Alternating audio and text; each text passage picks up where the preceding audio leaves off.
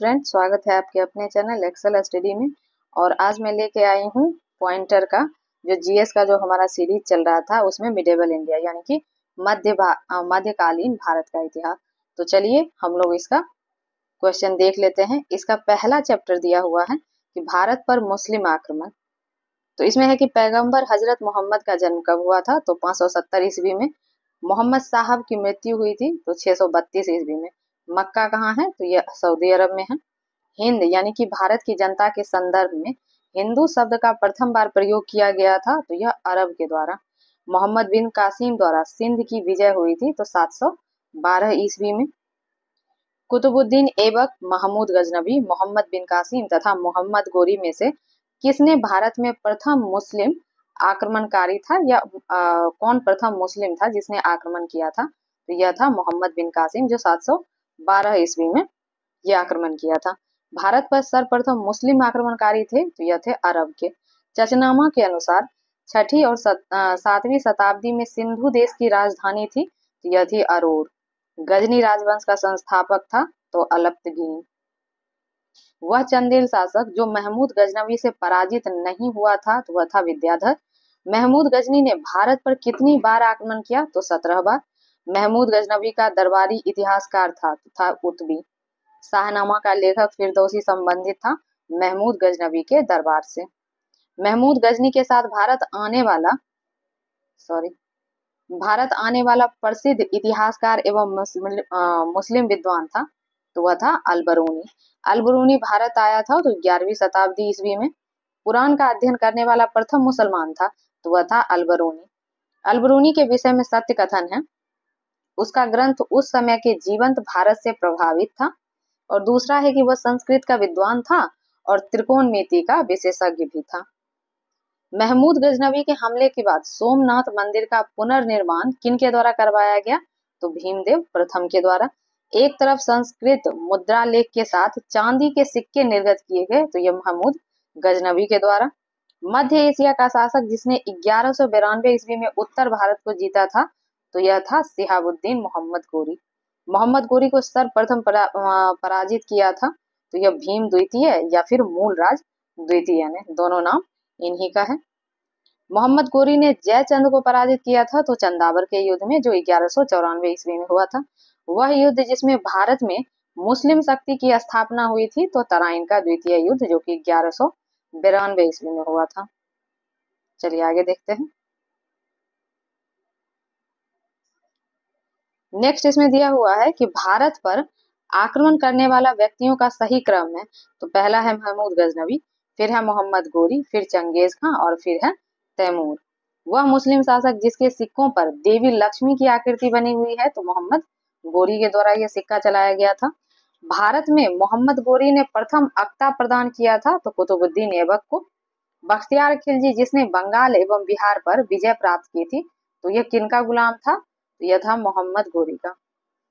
भारत में तुर्क सत्ता का वास्तविक संस्थापक इब्न बख्तियार खिलजी था। नालंदा बिहार का विध्वंस किया गया था तो बख्तियार खिलजी के द्वारा। भारत पर तुर्की आक्रमण के विषय में सत्य कथन है। तो भारत पर तुर्की आक्रमण सफल हुआ और उत्तर भारत में राजनीतिक एकता नहीं थी इस कारण से। चलिए आगे देखते हैं। नेक्स्ट है कि वह शिलालेख जिससे रेशम बुनकर की श्रेणी की जानकारी मिलती है तो वह है दसपुर अभिलेख। अब नेक्स्ट हमारा चैप्टर है दिल्ली सल्तनत। तो दिल्ली सल्तनत में इसमें सबसे पहला दिया हुआ है गुलाम वंश। तो इसका क्वेश्चन देखते हैं। गुलाम वंश का संस्थापक था तो कुतुबुद्दीन ऐबक। दिल्ली सल्तनत का सुल्तान, यद्यपि उसने सुल्तान की उपाधि धारण नहीं की थी, जो लाख बख्श के नाम से जाना जाता है तो यह था कुतुबुद्दीन ऐबक। कुतुबुद्दीन ऐबक द्वारा बनवाया गया 2.5 दिन का झोपड़ा है तो यह दिल्ली में स्थित एक मस्जिद है। प्रसिद्ध कुतुब मीनार के निर्माण में योगदान दिया गया था तो यह 4 शासक के द्वारा। एक तो कुतुबुद्दीन ऐबक, फिर पूरा करवाया गया इल्तुतमिश के द्वारा और फिरोज शाह तुगलक के द्वारा इसका 4th फ्लोर बनवाया गया। कुतुब मीनार निर्माण पूरा किया गया था तो यह इल्तुतमिश इलवारी के द्वारा। कुतुबुद्दीन ऐबक की राजधानी थी तो लाहौर थी। सुल्तान कुतुबुद्दीन ऐबक की मृत्यु हुई थी तो चौगान की क्रीड़ा के दौरान अश्व से गिरने के पश्चात। दिल्ली को सल्तनत की राजधानी के रूप में विकसित किया गया था, तो यह इल्तुतमिश के द्वारा। दिल्ली का वह प्रथम सुल्तान जिसने नियमित सिक्के जारी किए थे तथा दिल्ली को अपना साम्राज्य की राजधानी घोषित किया था, तो इल्तुतमिश के द्वारा। दिल्ली का प्रथम मुस्लिम शासक था इल्तुतमिश। मुस्लिम शासक जिसका साम्राज्य दार उल इस्लाम का एक भाग माना जाता था, तो इल्तुतमिश का। गुलामों का गुलाम कहा जाता है, तो यह पदवी थी इल्तुतमिश को, क्योंकि यह कुतुबुद्दीन ऐबक का गुलाम था और दामाद भी। ताजुद्दीन ताजुद्दीन यलदौज होगा, ताजुद्दीन यलदौज, नासिरुद्दीन कुबाचा, अली मर्दान एवं मलिक अल्तुनिया में से इल्तुतमिश का प्रतिद्वंदी कौन नहीं था, तो ये मलिक अल्तुनिया जो है यह नहीं था। मध्यकालीन भारत की प्रथम महिला शासिका कौन थी, तो रजिया सुल्तान। मंगोल आक्रमणकारी चंगेज खान भारत की उत्तर पश्चिम सीमा पर आया था, तो इल्तुतमिश के काल में। नेक्स्ट क्वेश्चन है कि मंगोल प्रथम बार सिंधु के तट पर देखे गए थे, तो इल्तुतमिश के शासनकाल में। चंगेज खान का मूल नाम था, तो यह नाम था उनका तेमुचिन। इसमें अब सत्य कथन है कि इल्तुतमिश के शासनकाल में चंगेज खान भगोरे ख्वारिज्म युवराज की खोज में सिंधु नदी तक पहुंचा था। नेक्स्ट है, इल्तुतमिश ने बिहार में अपना प्रथम सूबेदार किसे नियुक्त किया था, तो मल्लिक जानी को। रजिया बेगम को सत्याच्युत करने का षड्यंत्र या हाथ किसका था, तो यह तुर्कों का।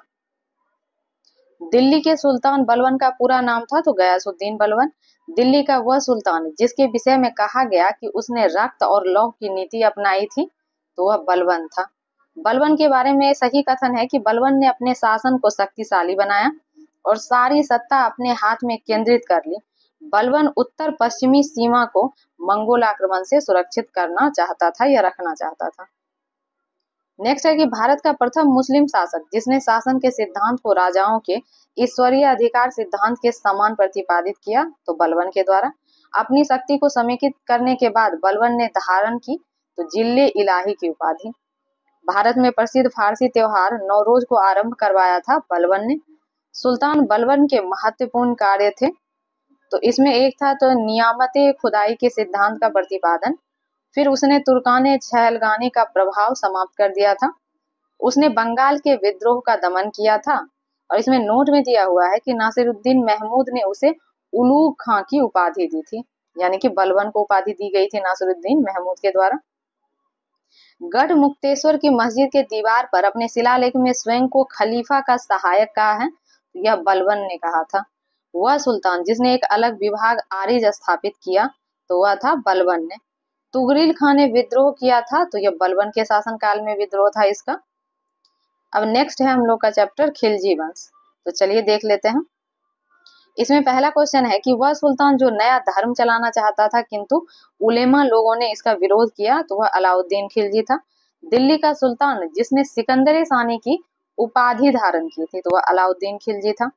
जब उसने राजत्व यानी कि किंगशिप की को प्राप्त किया, तो वह शरीयत के नियमों और आदेशों से पूर्णतया स्वतंत्र था। बर्नी ने यह कथन किस सुल्तान के लिए कहा, तो यह कहा गया था अलाउद्दीन खिलजी के बारे में। नेक्स्ट है, अलाउद्दीन खिलजी का प्रसिद्ध सेनापति जिसकी मंगोल के विरुद्ध लड़ते हुए मृत्यु हो गई थी, तो वह था जफर खान। रानी पद्मिनी का नाम अलाउद्दीन के चित्तौड़ विजय से जोड़ा जाता है, तो उनके पति का क्या नाम था, तो राणा रतन सिंह। हजार दिनारी नाम से जाना जाता था, तो मलिक काफूर को। चलिए नेक्स्ट देखते हैं।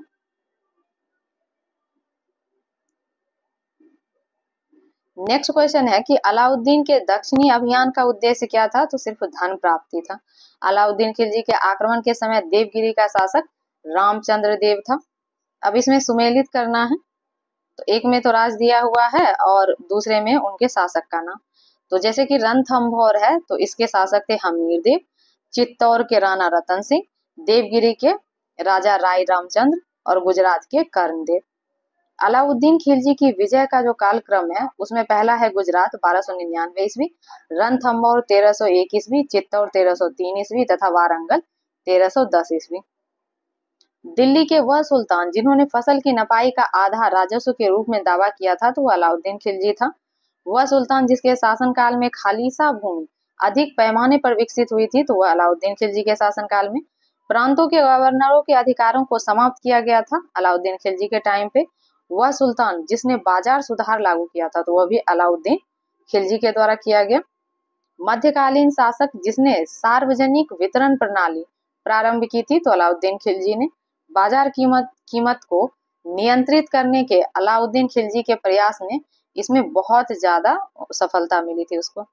वह सुल्तान जिसने साम्राज्य की सीमाओं की सुरक्षा हेतु एक विशेष सेना को नियुक्त किया था, तो अलाउद्दीन खिलजी के द्वारा किया गया। अब इसमें सुमेलित करना है रियासत और उसके शासक दिया हुआ है। तो चलिए, देवगिरी रियासत के जो शासक थे रामचंद्र देव या शंकर देव, वारंगल के प्रताप रुद्र देव द्वितीय, होयसल का वीर बल्लाल और मदुरै का वीर पांड्या। दिल्ली सल्तनत का वह शासक जिसने अपने आप को खलीफा घोषित किया, तो वह मुबारक खिलजी था। दिल्ली में मूल्य नियंत्रण प्रणाली को लागू किया था, तो अलाउद्दीन खिलजी ने। घड़ी अथवा गृह कर लगाने वाला दिल्ली का प्रथम सुल्तान, यह भी अलाउद्दीन खिलजी था। सेना के घोड़ों को दागने की पद्धति, जिसको कि दाग पद्धति के नाम से भी जानते थे, उसको भी अलाउद्दीन खिलजी के द्वारा शुरू किया गया था। 1306 ईस्वी के बाद अलाउद्दीन खिलजी के समय में दिल्ली के सुल्तान तथा मंगोल के बीच की सीमा क्या थी, तो यह रावी नदी जो थी इन दोनों के बीच का सीमा बनाती थी। नेक्स्ट, अब दिल्ली सल्तनत में तुगलक वंश है, तो चलिए देखते हैं। इसमें है कि अलाउद्दीन खिलजी का वह सेनाध्यक्ष जो तुगलक वंश का संस्थापक एवं प्रथम सुल्तान बना, तो वह था गाजी मलिक, या इसको गयासुद्दीन तुगलक भी बोलते हैं, क्योंकि ये इसी नाम से गद्दी पे बैठा था। कृषि को समुन्नत करने के लिए नहर खुदवाने के संदर्भ में 13वीं शताब्दी का पहला शासक होने का श्रेय दिया जाता है, तो गयासुद्दीन तुगलक को। चलिए आगे देख लेते हैं। नेक्स्ट है हमारा, अच्छा इसे ठीक कर लेती हूँ एक सेकंड। यह है कि खिलजी वंश, लोधी वंश, दास वंश तथा तुगलक वंश में से सर्वाधिक समय तक देश में जो राज्य किया था, तो वह तुगलक वंश था। दिल्ली सल्तनत का सर्वाधिक विद्वान शासक जो खगोल शास्त्र, गणित तथा आयुर्विज्ञान सहित अनेक विद्याओं में माहिर था, तो ये जो था मोहम्मद बिन तुगलक था। ये बहुत पढ़ा लिखा और दिल्ली सल्तनत का सबसे ज्यादा पढ़ा लिखा शासक था। नेक्स्ट है कि दीवाने अमीर को ही एक नया विभाग जिस सुल्तान द्वारा शुरू किया गया था, तो वह था मोहम्मद बिन तुगलक। दिल्ली का वह सुल्तान जिसने एक पृथक कृषि विभाग की स्थापना की एवं फसल चक्र की योजना बनाई थी, तो वह भी मोहम्मद बिन तुगलक के द्वारा बनाया गया था। मोहम्मद बिन तुगलक अपनी राजधानी दिल्ली से दौलताबाद ले गया था, जो कि सफल नहीं हुआ था उसका। भारत में सर्वप्रथम सांकेतिक मुद्रा का प्रचलन किया था, तो वो भी मोहम्मद बिन तुगलक के द्वारा किया गया और ये भी पूर्णतः असफल रहा था। अब इसमें सत्य कथन है कि मोहम्मद बिन तुगलक ने एक नया स्वर्ण सिक्का जारी किया, जो इब्न बतूता द्वारा दीनार कहलाया। मोहम्मद तुगलक की प्रतीक मुद्रा योजना असफल सिद्ध हुई, तो उसका कारण था कि मुद्रा निर्गमन पर उचित नियंत्रण नहीं था। मूर देश, जो कि अभी फिलहाल में जिसको मोरक्को बोलते हैं, जो अफ्रीका का एक कंट्री है, उसका यात्री इब्न बतूता भारत आया था, तो यह मोहम्मद बिन तुगलक के ही शासनकाल में आया था। और सल्तनत काल में डाक व्यवस्था का विस्तृत वर्णन दिया है, तो इब्न बतूता ने। होली त्योहार के सार्वजनिक उत्सव में भाग लेने वाला दिल्ली का प्रथम सुल्तान, यह भी मोहम्मद बिन तुगलक था। वह शासक जिसकी मृत्यु पर इतिहासकार बदायूनी ने कहा था कि सुल्तान को अपनी प्रजा से और प्रजा को सुल्तान से मुक्ति मिल गई, तो ये स्टेटमेंट भी बदायूनी के द्वारा मोहम्मद बिन तुगलक के लिए बोला गया था उसकी मृत्यु पर। दिल्ली का वह सुल्तान जिसने बेरोजगार के सहायतार्थ रोजगार कार्यालय की स्थापना की थी, तो यह फिरोज शाह तुगलक के द्वारा किया गया। दिल्ली का सुल्तान जो दान दक्षिणा के बारे में काफी ध्यान रखता था और इसके लिए एक विभाग दीवाने खैरात की स्थापना भी किया गया, तो यह फिरोज शाह तुगलक के द्वारा किया गया था। और इसी के दरबार में सबसे अधिक गुलाम भी थे, यानी कि फिरोज शाह तुगलक के ही दरबार में। अब इसमें सही स्टेटमेंट है कि फिरोज तुगलक ने गुलामों का एक अलग विभाग जिसको दीवाने बंदरगान बोला जाता था, उसको स्थापित किया था। नेक्स्ट है कि मोहम्मद बिन तुगलक के बाद दिल्ली की गद्दी पे कौन बैठा था, तो फिरोज शाह तुगलक। गुलाम का अलग विभाग स्थापित किया गया था, तो ये भी फिरोज शाह तुगलक के द्वारा। सर्वप्रथम लोक निर्माण विभाग की स्थापना की गई थी, तो ये भी फिरोज शाह तुगलक के द्वारा। दिल्ली का वह सुल्तान जो भारत में नहरों के सबसे बड़े जाल का निर्माण करने के लिए प्रसिद्ध है, तो यह भी फिरोज शाह तुगलक को जाना जाता है। नेक्स्ट है कि हक्के सर्व या सिंचाई कर लगाने वाला दिल्ली का प्रथम सुल्तान, तो फिरोज शाह तुगलक था। दिल्ली का सुल्तान जिसने ब्राह्मणों पर भी जजिया कर लगाया था, तो यह भी फिरोज शाह तुगलक था। वह सुल्तान जिसने फलों की गुणवत्ता सुधारने के उपाय किए, तो फिरोज शाह तुगलक ने। चलिए अब हम लोग नेक्स्ट देख लेते हैं। नेक्स्ट क्वेश्चन है कि टोपरा तथा मेर से 2 अशोक स्तंभ लेख दिल्ली लाया गया था, तो यह भी फिरोज शाह तुगलक के द्वारा। दिल्ली का वह सुल्तान है जिसने इस उद्देश्य से कि एक अनुवाद विभाग की स्थापना की, उससे दोनों संप्रदाय के लोगों में एक दूसरे के विचारों की समझ बेहतर हो सके। यानी कि एक दूसरे के विचारों को समझ बेहतर करने के लिए यह लाया गया था, यानी कि अनुवाद विभाग। तो यह भी लाया गया था फिरोज शाह तुगलक के द्वारा। फिरोज तुगलक के नागरकोट अभियान के दौरान संग्रहित 300 संस्कृत पुस्तक का अनुवाद किया था, तो यह अजीजुद्दीन खान ने। राज्य के खर्च पर हज की व्यवस्था करने वाला पहला भारतीय शासक फिरोज शाह तुगलक था। फिरोज शाह तुगलक द्वारा स्थापित दार उल सफा क्या था, तो यह एक खैराती अस्पताल था। दिल्ली सल्तनत के तुगलक राजवंश का अंतिम शासक कौन था, तो नासिरुद्दीन महमूद था। वह शासक जिसके शासनकाल में तैमूर ने भारत पर आक्रमण किया, तो वह था नासिरुद्दीन महमूद। तैमूर लंग ने भारत पर आक्रमण किया, तो 1398 ईस्वी में। तैमूर के आक्रमण के बाद भारत में किनका राज स्थापित हुआ, तो सैयद वंश का। तो चलिए अब हम लोग इसमें सैयद वंश चूंकि बहुत छोटा था, तो इसलिए इसमें नहीं, घटना चक्र में नहीं दिया हुआ है, तो इसलिए इसमें पॉइंटर में भी नहीं दिया गया है। तो चलिए अब इसके बाद नेक्स्ट है लोधी वंश, तो हम लोग इसका क्वेश्चन आंसर देख लेते हैं। इसका पहला क्वेश्चन है कि खिलजी, तुगलक, सैयद तथा लोधी शासक में से अफगान मूल के थे, तो वह लोधी शासक थे। दिल्ली की राजगद्दी पर अफगान शासकों का सही क्रम है, तो बहलोल खान लोधी जो कि 1451 से 1489 ईस्वी, फिर है सिकंदर लोधी 1489 से 1517 ईस्वी, और फिर है इब्राहिम लोधी 1517 से 1526 ईस्वी। नेक्स्ट क्वेश्चन है कि महाराणा सांगा ने इब्राहिम लोधी को परास्त किया था, तो खरतौली के युद्ध में, खातौली के युद्ध में। वह मध्ययुगीन सुल्तान जिसे आगरा शहर की नींव डालने एवं उसे सल्तनत की राजधानी बनाने का श्रेय दिया जाता है, तो यह है सिकंदर लोधी। गुलरुखी उपनाम से अपनी कविताओं की रचना, यह भी सिकंदर लोधी के द्वारा किया जाता था। नेक्स्ट है कि अन्य के ऊपर कर समाप्त करने के लिए जाना जाता है, तो यह भी सिकंदर लोधी को जाना जाता है इसके लिए। दिल्ली पर शासन करने वाले वंशों का सही क्रम क्या है, तो सबसे पहला गुलाम वंश, फिर है खिलजी, फिर है तुगलक, सैयद और अंत में लोधी। बलबन, इल्तुतमिश, कुतुबुद्दीन ऐबक तथा इब्राहिम लोधी में से वह शासक जो गुलाम वंश का नहीं था, तो इब्राहिम लोधी जो था यह गुलाम वंश का नहीं है, यह तुगलक वंश का शासक है। चलिए अब हम लोग का दक्षिण का आ गया है, यानी कि विजयनगर साम्राज्य। इसका पहला क्वेश्चन दिया हुआ है कि विजयनगर राज्य की स्थापना की थी, तो हरिहर और बुक्का ने। वह शासक जिसने कृष्णा नदी की सहायक नदी के दक्षिणी तट पर एक नगर की स्थापना की और उस देवता के प्रतिनिधि के रूप में अपने इस नए राज्य पर शासन करने का दायित्व लिया, जिसके बारे में माना जाता था कि कृष्णा नदी से दक्षिण की समस्त भूमि उस देवता की है, तो यह जो है यह हरिहर प्रथम के बारे में स्टेटमेंट दिया हुआ है। चलिए नेक्स्ट देखते हैं। नेक्स्ट है कि शासक राजवंश संगम, सालू और तुलु संबंधित थे, तो यह संबंधित थे विजयनगर से।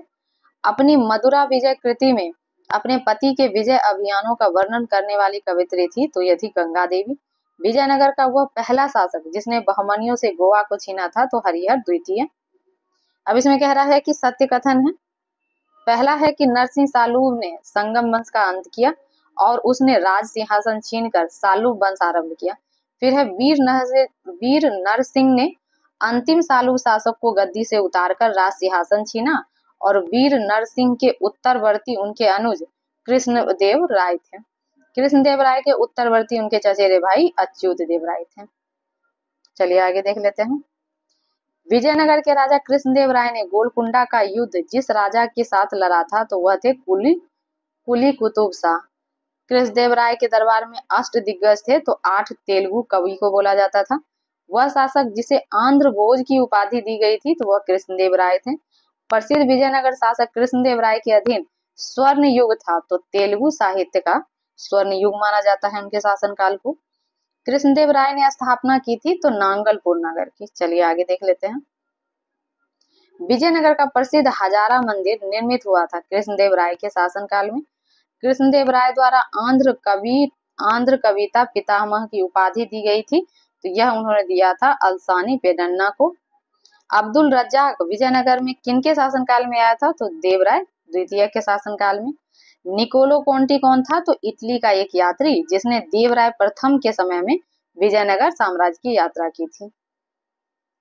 विजयनगर साम्राज्य के जिस एक शासक ने तुंगभद्रा नदी पर एक विशाल बांध निर्मित किया और नदी से राजधानी नगर तक कई किलोमीटर लंबी एक नहर और कुल्या का निर्माण किया, तो वह शासक कौन था, तो यह देवराय प्रथम था। पुर्तगाली लेखक नूनीज के अनुसार विजयनगर साम्राज्य में महिलाएं निपुण थी, तो कुश्ती में, ज्योतिष शास्त्र में, लेखाकरण और भविष्यवाणी में। कुंभन, कुट्टन, नन्ने और टिक्कन में से महाभारत के तेलुगु अनुवादकों के लिए विख्यात है, तो नन्ने और टिक्कन। वैदिक ग्रंथों के भाष्यकार सायन को आश्रय दिया गया था या आश्रय प्राप्त था, तो यह विजयनगर के राजाओं के द्वारा।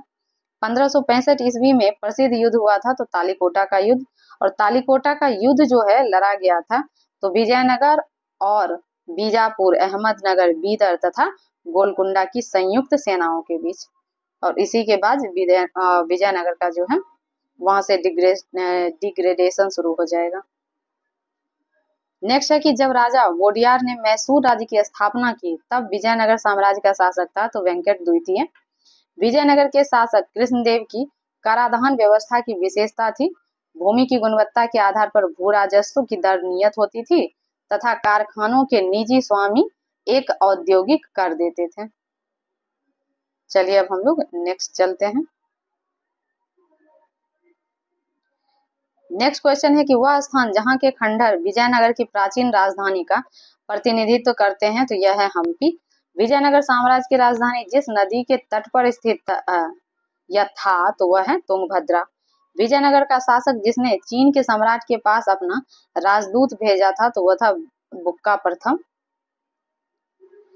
आगे है कि प्रथम तेलुगु कवि श्रीनाथ से संबद्ध दरबार था, तो देवराय द्वितीय का। वह राज्य जिसमें कल्याण मंडप की रचना मंदिर निर्माण का एक विशिष्ट अभिलक्षण था, तो यह था विजयनगर साम्राज्य का। प्रसिद्ध विजय विठल मंदिर जिसके 56 तक्षक स्तंभ संगीत में सुर निकालते हैं, तो वह अवस्थित है हम्पी में। विजयनगर काल में दक्षिण भारत की नृत्य परंपरा का पहली बार कहाँ दिखाई दिया है, तो यह यक्षगान में। चलिए आगे देखते हैं। अब नेक्स्ट दिया हुआ है कि दिल्ली सल्तनत और उसके प्रशासन से संबंधित क्वेश्चन, तो इसको देख लेते हैं। इतिहासकार बर्नी ने दिल्ली के सुल्तानों के अधीन भारत में शासन व वास्तव में इस्लामिक नहीं माना, क्योंकि यहाँ की अधिकतर आबादी जो थी इस्लाम का अनुसरण नहीं करती थी। इस कारण से सल्तनत काल के अधिकांश अमीर व सुल्तान थे, तो तुर्क वर्ग के थे। दिल्ली सल्तनत से संबंधित सत्य कथन है। इसमें पहला है कि दिल्ली सल्तनत के राजस्व प्रशासन में राजस्व वसूली के प्रभारी को आमिल कहा जाता था और इक्ता प्रणाली अरब की मौलिक प्रणाली थी। सल्तनत काल में सैन्य विभाग का एक प्रमुख दीवाने आरिज कहा जाता था, यानी कि सैन्य विभाग का प्रमुख को, यानी कि सैन्य विभाग को ही एक तरीके से बोला जाता था दीवाने आरिज। अब नेक्स्ट है कि इक्ता थी, तो इक्ता जो थी एक राजस्व एकत्र करने की व्यवस्था थी और सियासतनामा इक्ता व्यवस्था की जानकारी का स्रोत था। मुक्ति को इक्ता से एकत्रित राजस्व से सैनिक रखने पड़ते थे।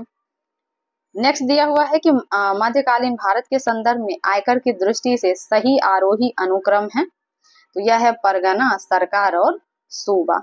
सॉरी यहाँ सूबा होगा, तो आप लोग इसे देख लेंगे। चलिए आगे देखते हैं।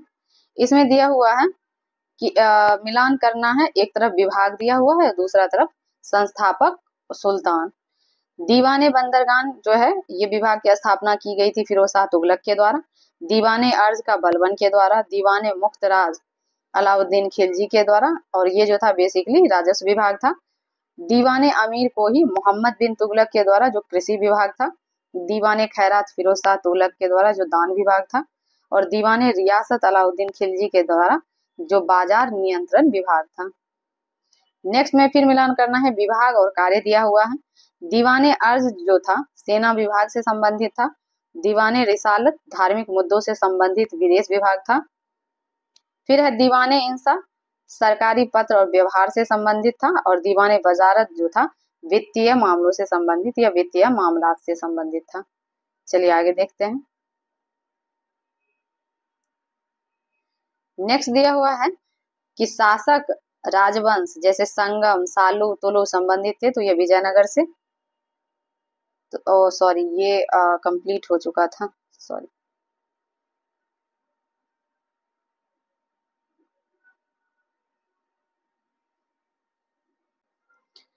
तो चलिए यहाँ से हम लोग फिर से शुरू करते हैं, क्योंकि हम लोग थोड़ा पीछे हो गए थे। तो चलिए हम लोग देख लेते हैं। इसका पहला क्वेश्चन है कि वह राजवंश जिसके अंतर्गत विजारत का चरमोत्कर्ष हुआ था, तो तुगलक राजवंश। मध्यकाल की सरकार एक समग्र संरचना थी, तो ये विलय था फारस, अरब, तुर्क, मंगोल और भारतीय तत्वों का। भूमि उत्पाद पर लगने वाले कर को इंगित करता है, यह खराज, उस्र और मुक्तई। भारत का मध्यकालीन शासक जिसने इक्ता व्यवस्था प्रारंभ किया था, तो वह था इल्तुतमिश। नेक्स्ट है कि सल्तनत काल में भू राजस्व का सर्वोच्च ग्रामीण अधिकारी था, तो यह चौधरी था। सर्व कर लगाया जाता था सिंचाई पर। जवाबीत का संबंध था राज्य कानून धर्मनिरपेक्ष से। हदीस है एक इस्लामिक कानून। सल्तनत काल में फवाजील का अर्थ था इक्तदारों द्वारा सरकारी खजाने में जमा की जाने वाली राशि। सल्तनत काल की दो प्रमुख मुद्राएं हैं, जीतल और टंका। टंका नामक चांदी का सिक्का चलाया गया था इल्तुतमिश के द्वारा। सल्तनत काल के जो सिक्के थे, टंका, ससगनी और जीतल, यह थे क्रमशः चांदी और तांबा के। बगदाद के अंतिम खलीफा का नाम सर्वप्रथम अंकित हुआ था, तो अलाउद्दीन मसूद शाह के सिक्कों पर। अब इसमें दिल्ली यानी कि दिल्ली सल्तनत के कला और साहित्य से रिलेटेड क्वेश्चन है, तो इसको देखते हैं। भारत में कागज का प्रयोग प्रारंभ हुआ था, तो 12वीं शताब्दी से। अलई दरवाजा का निर्माण करवाया था अलाउद्दीन खिलजी ने। और घोड़े के नाल के आकार की मेहराब जो सबसे पहले प्रयोग में लाई गई थी, तो वह अलई दरवाजा में। कुतुबुद्दीन ऐबक, इल्तुतमिश, अलाउद्दीन खिलजी तथा फिरोज शाह तुगलक में से वह जिसने कुतुब मीनार के निर्माण में योगदान नहीं दिया था, तो वह अलाउद्दीन खिलजी के द्वारा नहीं दिया गया था इनमें से। फिर है कि वह सुल्तान जिसने कुतुब मीनार की 5वीं मंजिल का निर्माण करवाया था, तो फिरोज शाह तुगलक ने। मध्य भारत के मीनारों के बारे में सही कथन है, तो यह है कि 15वीं शताब्दी में निर्मित चांद मीनार। और फिर दूसरा है कि 210 फीट ऊंची एक पतली मीनार है जो 4 मंजिलों में विभाजित है, यानी कि यह जो दिया गया है चांद मीनार के बारे में दिया गया है। नेक्स्ट है कि भारत में प्रथम मकबरा जो शुद्ध इस्लामिक शैली में निर्मित हुआ था, तो वह मकबरा बलबन का था। प्रथम वास्तविक मेहराब जिस सल्तनत कालीन स्मारक में दृश्यातीत है, यानी कि दृष्टिगत है, वह है बलबन के मकबरे में, यानी कि वो बलबन के मकबरे में दिखता है। अब इसमें मिलान करना है, एक साइड भवन दिया हुआ है और दूसरे साइड निर्माण करता है। तो पहला है कि सुल्तानगढ़ी, तो यह इल्तुतमिश के द्वारा बनवाया गया। लाल महल बलबन के द्वारा।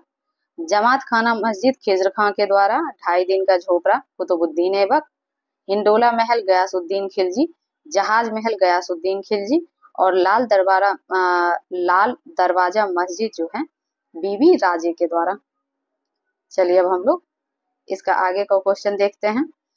नेक्स्ट है कि इन स्थापत्य के निर्माण का सही कालक्रम है। पहला कुतुब मीनार है, फिर तुगलकाबाद किला, फिर लोधी गार्डन और लास्ट में इसमें फतेहपुर सीकरी। कीर्ति स्तंभ प्रशस्ति के रचयिता थे, तो आत्री और महेश। चित्तौड़ का कीर्ति स्तंभ निर्मित हुआ था, तो राणा कुंभा के शासनकाल में। अब इसमें मिलान करना है, एक साइड स्थल दिया हुआ है और दूसरी साइड स्थापत्य। तो दिल्ली जो है कुबतुल इस्लाम, जौनपुर में अटाला मस्जिद है, मालवा में जहाज महल, गुलबर्गा में जामा मस्जिद। फिर है कि वास्तु शैली, तो यह संबद्ध राजवंश, यानी कि इसमें भी मिलान करना है, तो एक साइड वास्तु शैली दी हुई है और दूसरी साइड संबद्ध राजवंश है। पहला है कि मेहराब की निचली सतह पर कमल कली की जो झालर है, तो वो खिलजी वंश में। अष्टभुजीय मकबरे का उदय हुआ था तुगलक वंश के समय। स्तंभ में बोधी गोई का प्रयोग हुआ था विजयनगर में। और झुकी हुई दीवार के साथ विशाल मुख्य द्वार जो है यह सरकी के टाइम पे। नेक्स्ट हमारा चैप्टर है दिल्ली सल्तनत में साहित्य। इससे रिलेटेड क्वेश्चन देखते हैं। किताब उल हिंद जो है इसकी रचना जो है किनके द्वारा की गई थी, तो अलबरूनी के द्वारा। तूतीय हिंद अमीर खुसरो का जन्म हुआ था कासगंज के पटियाली में। अमीर खुसरो ने अग्रगामी की भूमिका निभाई थी, तो खरी बोली के जनक या विकास में इनके योगदान को माना जाता है। दिल्ली के 7 से अधिक सुल्तानों का शासनकाल देखा था, तो यह 2 व्यक्ति के द्वारा, एक तो अमीर खुसरो और दूसरा शेख निजामुद्दीन औलिया। प्रसिद्ध कवि जो अमीर खुसरो थे, तो वह दरबार में यानी कि अलाउद्दीन खिलजी के दरबारी कवि थे। अमीर खुसरो थे एक कवि, इतिहासकार और संगीतज्ञ। नई फारसी काव्य शैली सबक हिंदी अथवा हिंदुस्तानी शैली के जो जन्मदाता थे, वह भी अमीर खुसरो को माना जाता है। हिंदी और फारसी दोनों भाषाओं का विद्वान था, तो अमीर खुसरो दोनों ही भाषा ये जानते थे। आगे है इसमें सत्य कथन दिया हुआ है कि हिंदू देवी देवताओं तथा मुस्लिम संतों की प्रशंसा में रचित गीतों का संग्रह किताबे नौरस इब्राहिम आदिल शाह द्वितीय द्वारा लिखा गया था। दूसरा है कि भारत में कव्वाली से जानी जाने वाली संगीत शैली के प्रारंभिक रूप के आरंभकर्ता अमीर खुसरो थे। फारसी का वह प्रथम कवि जिसने अपनी कविता में भारतीय पर्यावरण को चित्रित किया था, तो अमीर खुसरो के द्वारा ही किया गया। तबकाते नासरी के लेखक थे, तो यह थे मिनहाज और सिराज। ग्रंथों का काल अनुक्रम दिया हुआ है, पहला किताबुल हिंद है, फिर पृथ्वीराज रासो, फिर तबकाते नासरी और फिर लास्ट में है फतवाए जहांदारी। वह भाषा जिसे दिल्ली के सुल्तान ने संरक्षण प्रदान किया था, तो वह था फारसी। अपभ्रंश शब्द का प्रयोग मध्यकालीन संस्कृत ग्रंथों में होता था, तो यह था कि कुछ आधुनिक भारतीय भाषाओं के आरंभिक रूपों को इंगित करने के लिए। तो चलिए इसके आगे के क्वेश्चन को हम लोग देख लेते हैं। इसमें दिया हुआ है लेखक और उसमें रचना और उसकी पुस्तकें, तो इसको मिलान करना है। जियाउद्दीन बर्नी का तारीख फिरोजशाही है, हसन निजामी का ताजुल मासिर, मिनहाज उस सिराज का तबकाते नासिरी, याहिया बिन अहमद का जो है तारीख मुबारक शाही, अमीर खुसरो का खजाइन अल फतूह, जियाउद्दीन बर्नी का है फतवाए जहांदारी, अब्दुल मलिक इसामी का है फतूह उल सलातीन। नेक्स्ट है कि फिरोज शाह तुगलक, तो इनके द्वारा लिखा गया था फतुहाते फिरोज शाही। फिर आगे भी दिया हुआ है कि मुल्ला दाऊद का जो है चांदायन, दामोदर कवि का पद्मावती कथा, सोमनाथ का राग विभोद और अमीर खुसरो का आशिका लिखा हुआ है। अब इसमें दिया हुआ है कि पुस्तक एक साइड और दूसरे साइड लेखक है। पहला है इसमें तारीख फिरोजशाही जो शम्से सिराज अफीक का है। फिर है तुगलकनामा अमीर खुसरो का, हुमायूंनामा गुलबदन बेगम के द्वारा लिखा गया था। तारीख हिंद या किताब उल हिंद जो है यह अलबरूनी की रचना थी। तारीख दिल्ली खुसरो का लिखा हुआ है। रहला जो है इब्न बतूता का लिखा हुआ है। नेक्स्ट में इसमें भी सही सुमेलित करना है, एक तरफ कृति दी हुई है और दूसरी तरफ उनके लेखक हैं। तो हकाइक हिंदी यह है अब्दुल वाहिद बिलग्रामी का, तहजीबुल अखलाक यह है इब्न मिस्काविया सॉरी। फिर है कुंजुल तिजार यह है बैलक अल कवाइकी का, जवामीउल हिकायात इनका लिखा, ये जो है लेखक है इनके सदरुद्दीन मोहम्मद औफी। फिर है फवाद उल फवाद यह है अमीर हसन अल खिलजी का। चलिए आगे देखते हैं। बख्तियार खिलजी के बिहार आक्रमण का जो पहला विवरण मिलता है, तो वह तबकाते नासरी से जो मिनहाज उस सिराज के द्वारा लिखी गई है। फिर है बीना ढोलक सारंगी तथा सितार में से वह संगीत वाद्य जिसे हिंदू मुस्लिम गायन वाद्य का सबसे श्रेष्ठ मिश्रण माना जाता है, तो वह है सितार। संगीत यंत्र तबला का प्रचलन किया था, तो अमीर खुसरो ने। चिंतामणि भट्ट द्वारा रचित संस्कृत ग्रंथ सुकृत सप्तती का फारसी में अनुवाद किया और उनका नाम तूतीनामा रखा था, तो वह रखा गया था ख्वाजा जियाउद्दीन नक्शबी के द्वारा। अब इसमें मिलान करना है, एक तरफ नाम दिया हुआ है और दूसरा साइड ग्रंथ संगीत का। तो राणा कुंभा का जो है संगीत राग, काशीनाथ शास्त्री अप्पा तुलसी का राग चंद्रिका, पुंडरीक विठल का जो है रागमाला, कृष्णानंद व्यास का राग कल्पद्रुम। और फिर इसमें नेक्स्ट में भी ग्रंथ और रचयिता दिया हुआ है और फिर इसको मिलान करना है। तो रस कौमुदी जो है यह श्रीकंठ के द्वारा लिखा गया, राग विभोद सोमनाथ के द्वारा। चलिए आगे इसके नेक्स्ट में देख लेते हैं। फिर है चतुर्दंडी प्रकाशिका यह वेंकटमन के द्वारा। फिर इसमें नेक्स्ट में भी मिलान करना है, पुस्तक और लेखक दिया हुआ।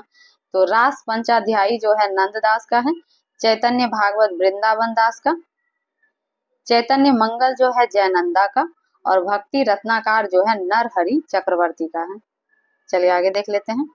दिल्ली का वह सुल्तान जिसने अपना स्वस्मरण लिखा था, तो फिरोज शाह तुगलक।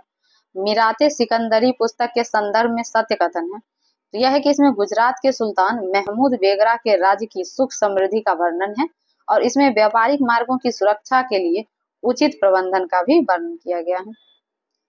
चलिए अब हमारा नेक्स्ट जो है वह है दिल्ली सल्तनत। विविध का क्वेश्चन इसमें सारा दिया हुआ है। इसमें पहला है कि भारत में पोलो खेल का प्रचलन किया था तो तुर्क ने।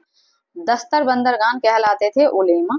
दिल्ली सल्तनत का वह सुल्तान जिसके शासनकाल में शाही महलों में हिंदू देवी देवताओं की भी पूजा होती थी तो नासिरुद्दीन खुसरो शाह के शासनकाल में। अब इसमें सुमेलित करना है, एक साइड यात्री और दूसरे साइड देश दिया हुआ है। तो मार्को पोलो जो था यह इटली का था यात्री, और अब्दुल रज्जाक ईरान का, नूनी पुर्तगाली था। और नेक्स्ट में हमारा मिलान करना है फिर सुल्तान और राज्य दिया हुआ है इसमें। तो इसमें पहला है बहादुर शाह, तो यह गुजरात राज्य का था। चांद बीबी यह संबंधित थी बीजापुर से।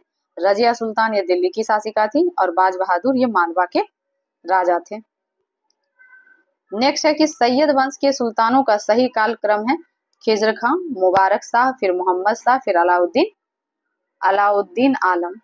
नेक्स्ट है यात्रियों के भारत आगमन का अनुक्रम क्या है, तो सर्वप्रथम अल-बरूनी, फिर इब्न बतूता, फिर ट्रेवेनियर और लास्ट में मनुची।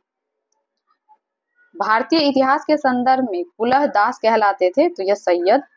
फिर चुंबकीय दिशा सूचक का भारतीय महासागरों में प्रयोग की प्रारंभिक सूचना दी गई तो सदरुद्दीन मोहम्मद औफी के द्वारा। अपने लगभग 30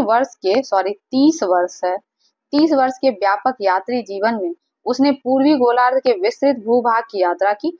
उस विशाल भूभाग को देखा जिसमें आज कोई 44 देश आते हैं और कुल मिलाकर लगभग 73,000 मील की दूरी चलकर पार की। पूर्व आधुनिक काल का संसार का वह सबसे बड़ा यात्री जिसका वर्णन ऊपर के अवतरण में किया गया है तो यह बोला गया था इब्न बतूता के लिए। चलिए अब हम लोग इससे आगे क्वेश्चन को देखते हैं। तो इसमें मिलान करना है, एक साइड लेखक और दूसरे साइड ग्रंथ दिया हुआ है। तो कृष्णदेव राय का जो है वह है अमुक्त मालदे, महेंद्र वर्मन का मत विलास प्रहसन, भोजदेव का समरांग गण सूत्रधार, फिर है सोमेश्वर का मानो उल्लास। नेक्स्ट है कि घटनाओं का सही कालानुक्रम है तो कुतुब मीनार का निर्माण फिरोज शाह तुगलक की मृत्यु, और एक मिनट इसमें पहला है कुतुब मीनार का निर्माण, फिर इसमें यहाँ कोमा होगा, फिरोज शाह तुगलक की मृत्यु, फिर है पुर्तगालियों का भारत आगमन, और फिर है विजयनगर के कृष्णदेव राय का शासनकाल। घटनाएं और उनका सही कालानुक्रम यहाँ भी देखना है। तो सबसे पहला है तराइन का द्वितीय युद्ध, फिर है जलालुद्दीन खिलजी की हत्या, अफगानपुर षड्यंत्र, फिर है मोहम्मद तुगलक द्वारा राजधानी का स्थानांतरण। नेक्स्ट है सती प्रथा, बाल विवाह तथा जौहर प्रथा में से वह प्रथा जिसकी शुरुआत राजपूत के समय में हुई थी तो वह था जौहर प्रथा। इसमें मिलान करना है युद्ध और उसके समय का। तो पलासी का युद्ध हुआ था 1757 ईस्वी में, कलिंग का युद्ध हुआ था 261 ईस्वी पूर्व में, हल्दी घाटी का युद्ध 1576 ईस्वी में, तराइन का द्वितीय युद्ध 1192 ईस्वी में, चंदावर का युद्ध 1194 ईस्वी, तैमूर का आक्रमण 1398 ईस्वी, तालीकोटा का युद्ध 1565 ईस्वी, और घाघरा का युद्ध 1529 ईस्वी में। नेक्स्ट है अब शासक और उनके प्रमुख कार्य, तो इसको मिलान करना है। तो इसमें पहला है अकबर, तो इनके द्वारा आईने दहसाला की स्थापना, मोहम्मद तुगलक के द्वारा प्रतीक मुद्रा, इल्तुतमिश के द्वारा चहलगानी अमीर, फिर है शेर शाह के द्वारा सरक आजम। नेक्स्ट है हमारा कि मध्यकालीन भारत में फनम निर्दिष्ट करता है, तो यह जो बोला जाता था यह सिक्के के बारे में बोला जाता था। खरीदादार कौन था, तो खरीदादार जो था फरमानों को भेजने वाला अधिकारी था। चलिए इसे हाँ अब ठीक है। नेक्स्ट है कि दिल्ली सल्तनत का वह वंश जिसने सबसे कम समय तक शासन किया तो वह खिलजी वंश था। आइन उल मुल्क मुल्तानी ने जिन शासकों के अधीन सेवा की थी तो वह थे अलाउद्दीन खिलजी, मोहम्मद बिन तुगलक और फिरोज शाह तुगलक के अधीन। वह मध्यकालीन विद्वान या लेखक जो जैन धर्म का अनुयायी था तो हेमचंद्र सूरी। मध्यकालीन भारत में महत्तर और वर्टिकल पदनाम प्रयुक्त होते थे तो ग्राम मुखिया के लिए। 13वीं और 14वीं शताब्दी में भारतीय कृषक खेती नहीं करता था तो मक्का की। चलिए आगे देख लेते हैं। नेक्स्ट अब हमारा चैप्टर है कि उत्तर भारत एवं दक्कन के प्रांतीय राजवंश। तो चलिए इसका पहला क्वेश्चन देखते हैं जौनपुर नगर का जो स्थापना है वो किया गया था मोहम्मद बिन तुगलक की स्मृति में। जौनपुर नगर की स्थापना की थी फिरोज शाह तुगलक ने। सरकी सुल्तानों के शासनकाल में पूर्व का सिराज कहा जाता था तो जौनपुर को। जौनपुर के सरकी राज्य का अंतिम शासक था हुसैन शाह। कश्मीर का शासक जो कश्मीर का अकबर नाम से जाना जाता था तो वह है जैनुल आबेदीन। जैनुल आबेदीन मोहम्मद बिन तुगलक, हुसैन शाह सरकी तथा अकबर में से वह शासक जिसने सर्वप्रथम जजिया कर समाप्त किया था तो जैनुल आबेदीन ने। जैनुल आबेदीन द्वारा पूरी की गई कश्मीर की जामा मस्जिद की प्रभावकारी विशेषता में शामिल है, पहला तो बुर्ज है, फिर बौद्ध पैगोडाओं के समान, और तीसरा है इसकी फारसी शैली में निर्मित है। मुनि सुंदर सूरी नाथा टिल्ला भट्ट तथा मुनि जिन विजय सूरी में से वह विद्वान जो कुंभा के दरबार में नहीं था तो मुनि जिन विजय सूरी जो थे वो उनके दरबार में नहीं थे। नेक्स्ट है मिलान करना है शासक और उसके राज्यों को। पहला है कि राजा हमीर यह मेवाड़ के शासक थे, राजा चुंडा मारवाड़ के, मलिक राजा फारूकी खानदेश के, मलिक सरवर ख्वाजा जहां जो है ये जौनपुर के। नेक्स्ट में दिया हुआ है कि मध्यकालीन भारतीय राज्य और उनका वर्तमान क्षेत्र, इसको मिलान करना है। तो चंपक जो है चंबा जो कि हिमाचल प्रदेश में है, दुर्गढ़ जम्मू कश्मीर, और कुल्लू जो बोला जाता था कुल्लू हिमाचल को। बहमनी राज्य की स्थापना की गई थी तो अलाउद्दीन हसन के द्वारा। बहमनी राज्य की स्थापना हुई थी 1347 ईस्वी में यानी कि 14वीं सदी में। बहमनी राज्य की प्रथम राजधानी थी तो वह थी गुलबर्गा। अब इसमें मिलान करना है वंश और उसका सल्तनत जो है वो।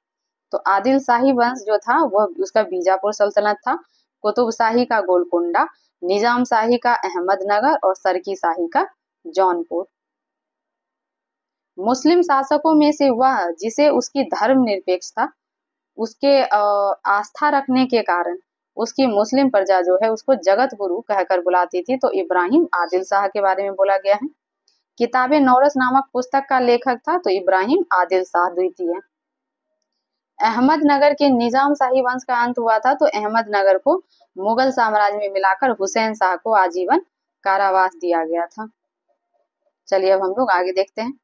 इसमें भी मिलान करना है, एक साइड शासक दिया हुआ है और दूसरा साइड उसका राज्य दिया हुआ है। तो पहला है कि बाज बहादुर तो यह मालवा राज्य के थे, कुतुब शाह गोलकुंडा, सुल्तान मुजफ्फर शाह तो ये गुजरात के थे, यूसुफ आदिल शाह ये बीजापुर के शासक थे। नेक्स्ट में भी मिलान करना है कि वंश और राज्य दिया हुआ है और उसकी राजधानी दी हुई है दूसरी साइड। तो काकतीय वंश जो है तो इसकी राजधानी वारंगल थी, होयसल का द्वार समुद्र, यादव का देवगिरी और पांडे का कोरकई, और बाद में मदुरई बना था इसका। मध्यकालीन गुजरात का वह शासक जिसे दीव पुर्तगालियों को सुपुर्द कर दिया यह था बहादुर शाह। गोलकुंडा को वर्तमान में कहा जाता है हैदराबाद। महिला शासिका जो रुद्रमा देवी थी तो वो काकतीय वंश की राजकुमारी थी। रुद्रमा के संदर्भ में सही कथन है, चलिए हम लोग देख लेते हैं क्या है। इसमें पहला है कि रुद्रमा जो है वारंगल के काकतीय वंश की चौथी स्वतंत्र शासक थी। उसने दक्षिण तमिलनाडु के पांड्य, उड़ीसा के पूर्वी गंग शासक, देवगिरी के सेवना शासक को पराजित किया। होयसल स्मारक पाए जाते हैं तो यह पाया जाता है हेलेबीड और वेलूर में।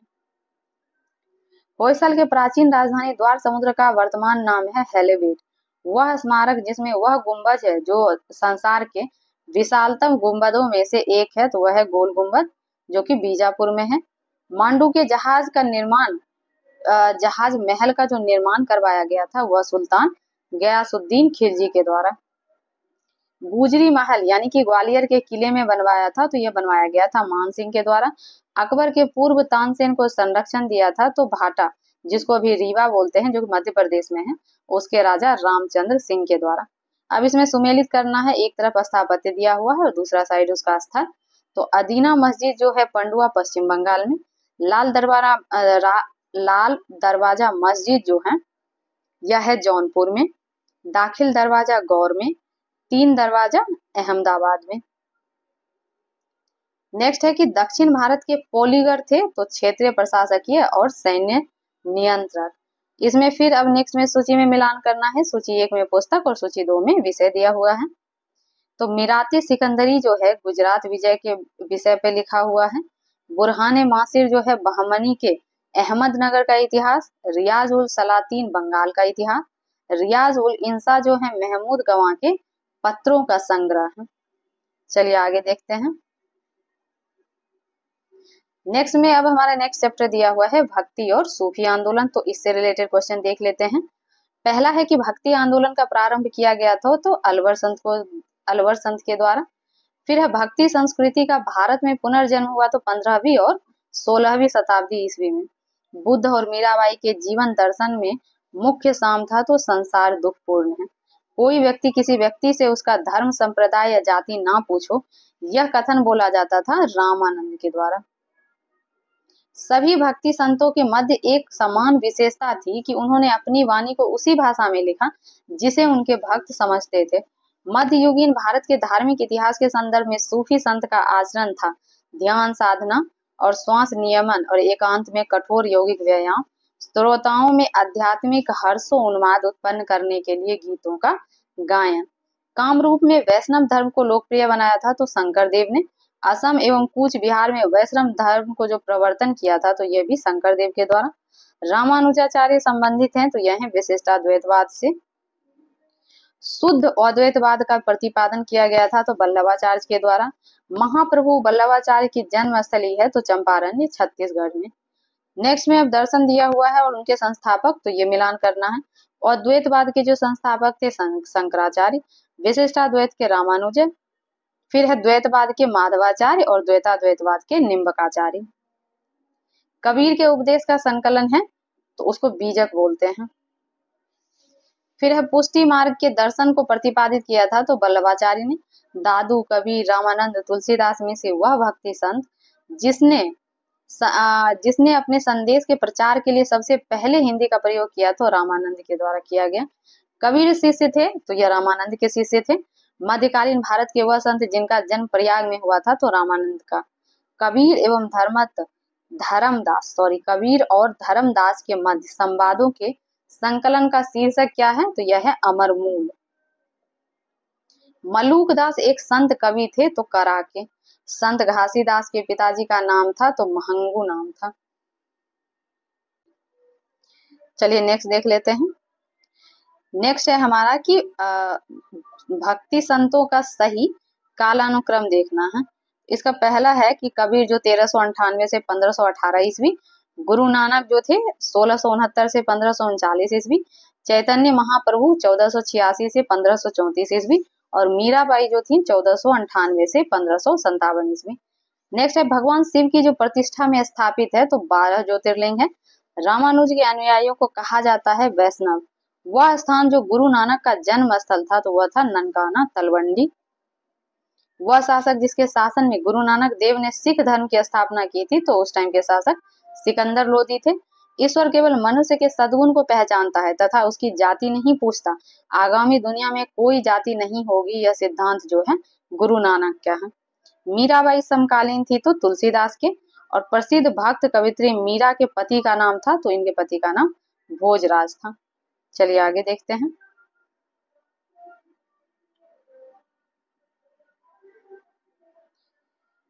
इसमें दिया हुआ है कि गीत गोविंद कह रही हूँ, राग गोविंद के रचनाकार हैं। यहाँ ये मिट गया है तो मैं लिख देती हूँ।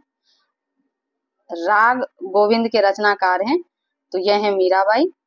फिर है चैतन्य, मीराबाई और नामदेव तथा वल्लभाचार्य में से वह जो इस्लाम से प्रभावित थे तो वह नामदेव थे। अब इसमें कह रहा है कि मध्यकालीन संतों का कालानुक्रम है। सबसे पहले नामदेव है, फिर कबीरदास, फिर गुरु नानक देव और फिर मीराबाई। नेक्स्ट में भी अब मिलान करना है। एक तरफ तो संत कवि का नाम है और दूसरे साइड उनका व्यवसाय है। तो नामदेव जो थे वह एक दर्जी थे। कबीर जो थे वो जाति से जुलाहा। रविदास मोची थे और इसमें बोला गया है, एक मिनट इनका मैं पूरा नाम देख लेती हूँ। तो ये जो सेना है तो ये बाय प्रोफेशन या व्यवसाय से ये नाई थे। ये सेना ही लिखा हुआ है। सॉरी, मुझे लगा कि थोड़ा कट गया है बट ऐसा नहीं है। चलिए अब हम लोग आगे देखते हैं। आगे दिया हुआ है कि लोधी वंश के पतन तथा बाबर के सत्तारूढ़ होने के समय उपदेश देने वाले संत थे तो गुरु नानक। चैतन्य महाप्रभु संबद्ध हैं तो ये वैष्णव संप्रदाय से। तुलसीदास समकालीन थे अकबर तथा जहांगीर के शासनकाल के बीच। रामचरितमानस नामक ग्रंथ के रचयिता तो ये तुलसीदास थे।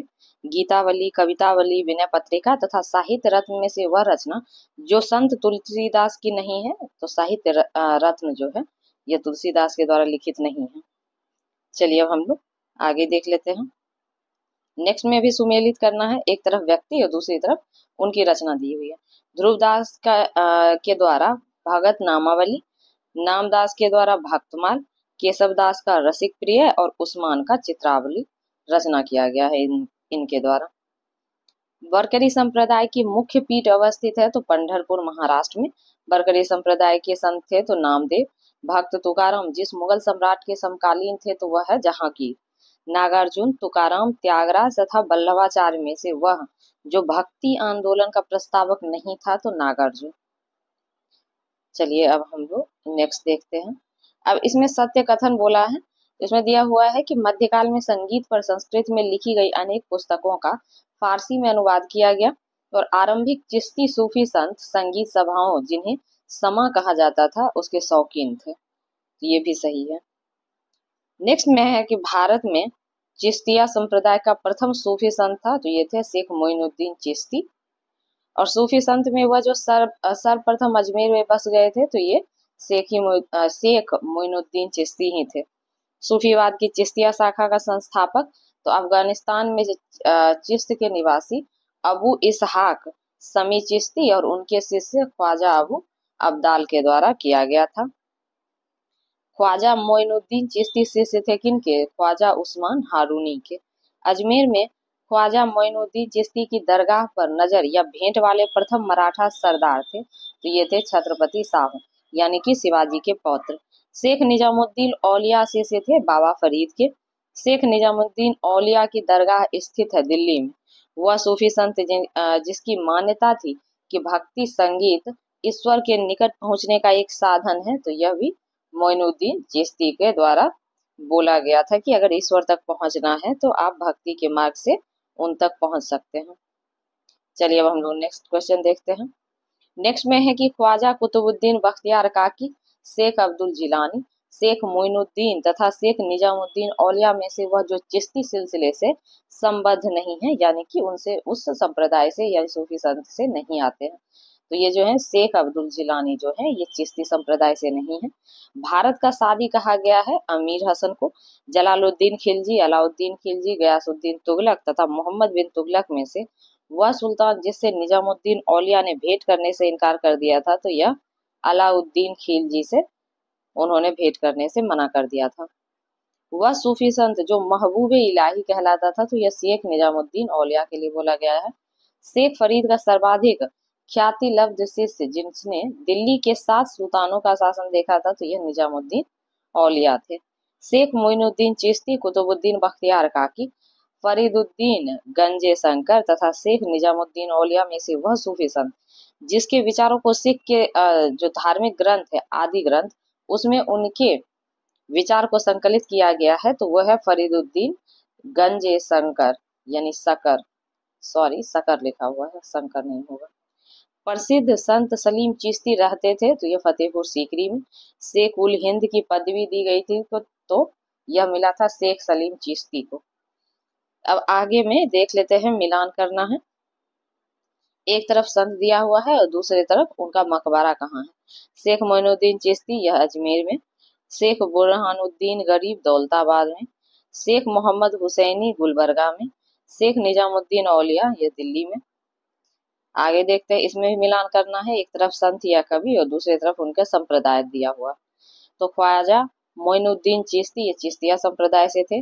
शेख अहमद सरहिंदी नक्शबंदिया, दारा सिकोह ये कादरी और शेख बहाउद्दीन सोहरावर्दी तो ये सब इनके संप्रदाय थे। शेख अहमद सरहिंदी समकालीन थे तो अकबर एवं जहांगीर के। चलिए नेक्स्ट देख लेते हैं। शेख नासिरुद्दीन चिरागे दिल्ली शिष्य थे तो शेख निजामुद्दीन औलिया के। शेख सलीम चिश्ती समकालीन थे तो अकबर के समकालीन थे। भारत में सूफियों की कादरी पद्धति सबसे पहले शुरू की गई तो शेख नियामतुल्लाह और मखदूम मोहम्मद जिलानी के द्वारा। सूफीवाद के सिलसिलों में वह जो संगीत के विरुद्ध था तो यह नक्शबंदी था। शेख बहाउद्दीन जकारिया मानते थे तो सोहरावर्दी संप्रदाय को। वह सूफी संप्रदाय जिसका प्रसार मुख्यतः सिंध, मुल्तान, पंजाब तक सीमित था तो सोहरावर्दी संप्रदाय था। हठ योग अपनाया जाता था नाथपंथी और सूफी संतों के द्वारा। अति कट्टरपंथ सूफी संप्रदाय था इन सब में तो वह था नक्शबंदी। सूफियों में से वह जिसने कृष्ण को औलिया के रूप में माना था तो यह शाह मोहम्मद गौस के द्वारा। उलेमा, खानकाह, शेख तथा समा में से वह जिसका संबंध सूफीवाद से नहीं है तो इसमें उलेमा जो है इसका संबंध सूफीवाद से नहीं आएगा। चलिए अब हम लोग नेक्स्ट क्वेश्चन की ओर चलते हैं।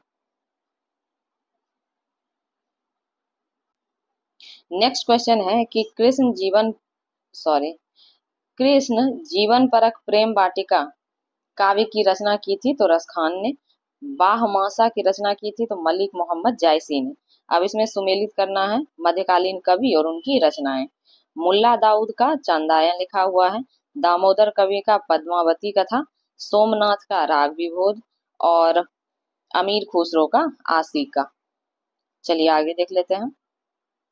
आगे है कि प्रतिवर्ष प्रसिद्ध सूफी संत हाजी वारिस अली शाह की मजार पर मेला लगता है तो यह देव शरीफ में।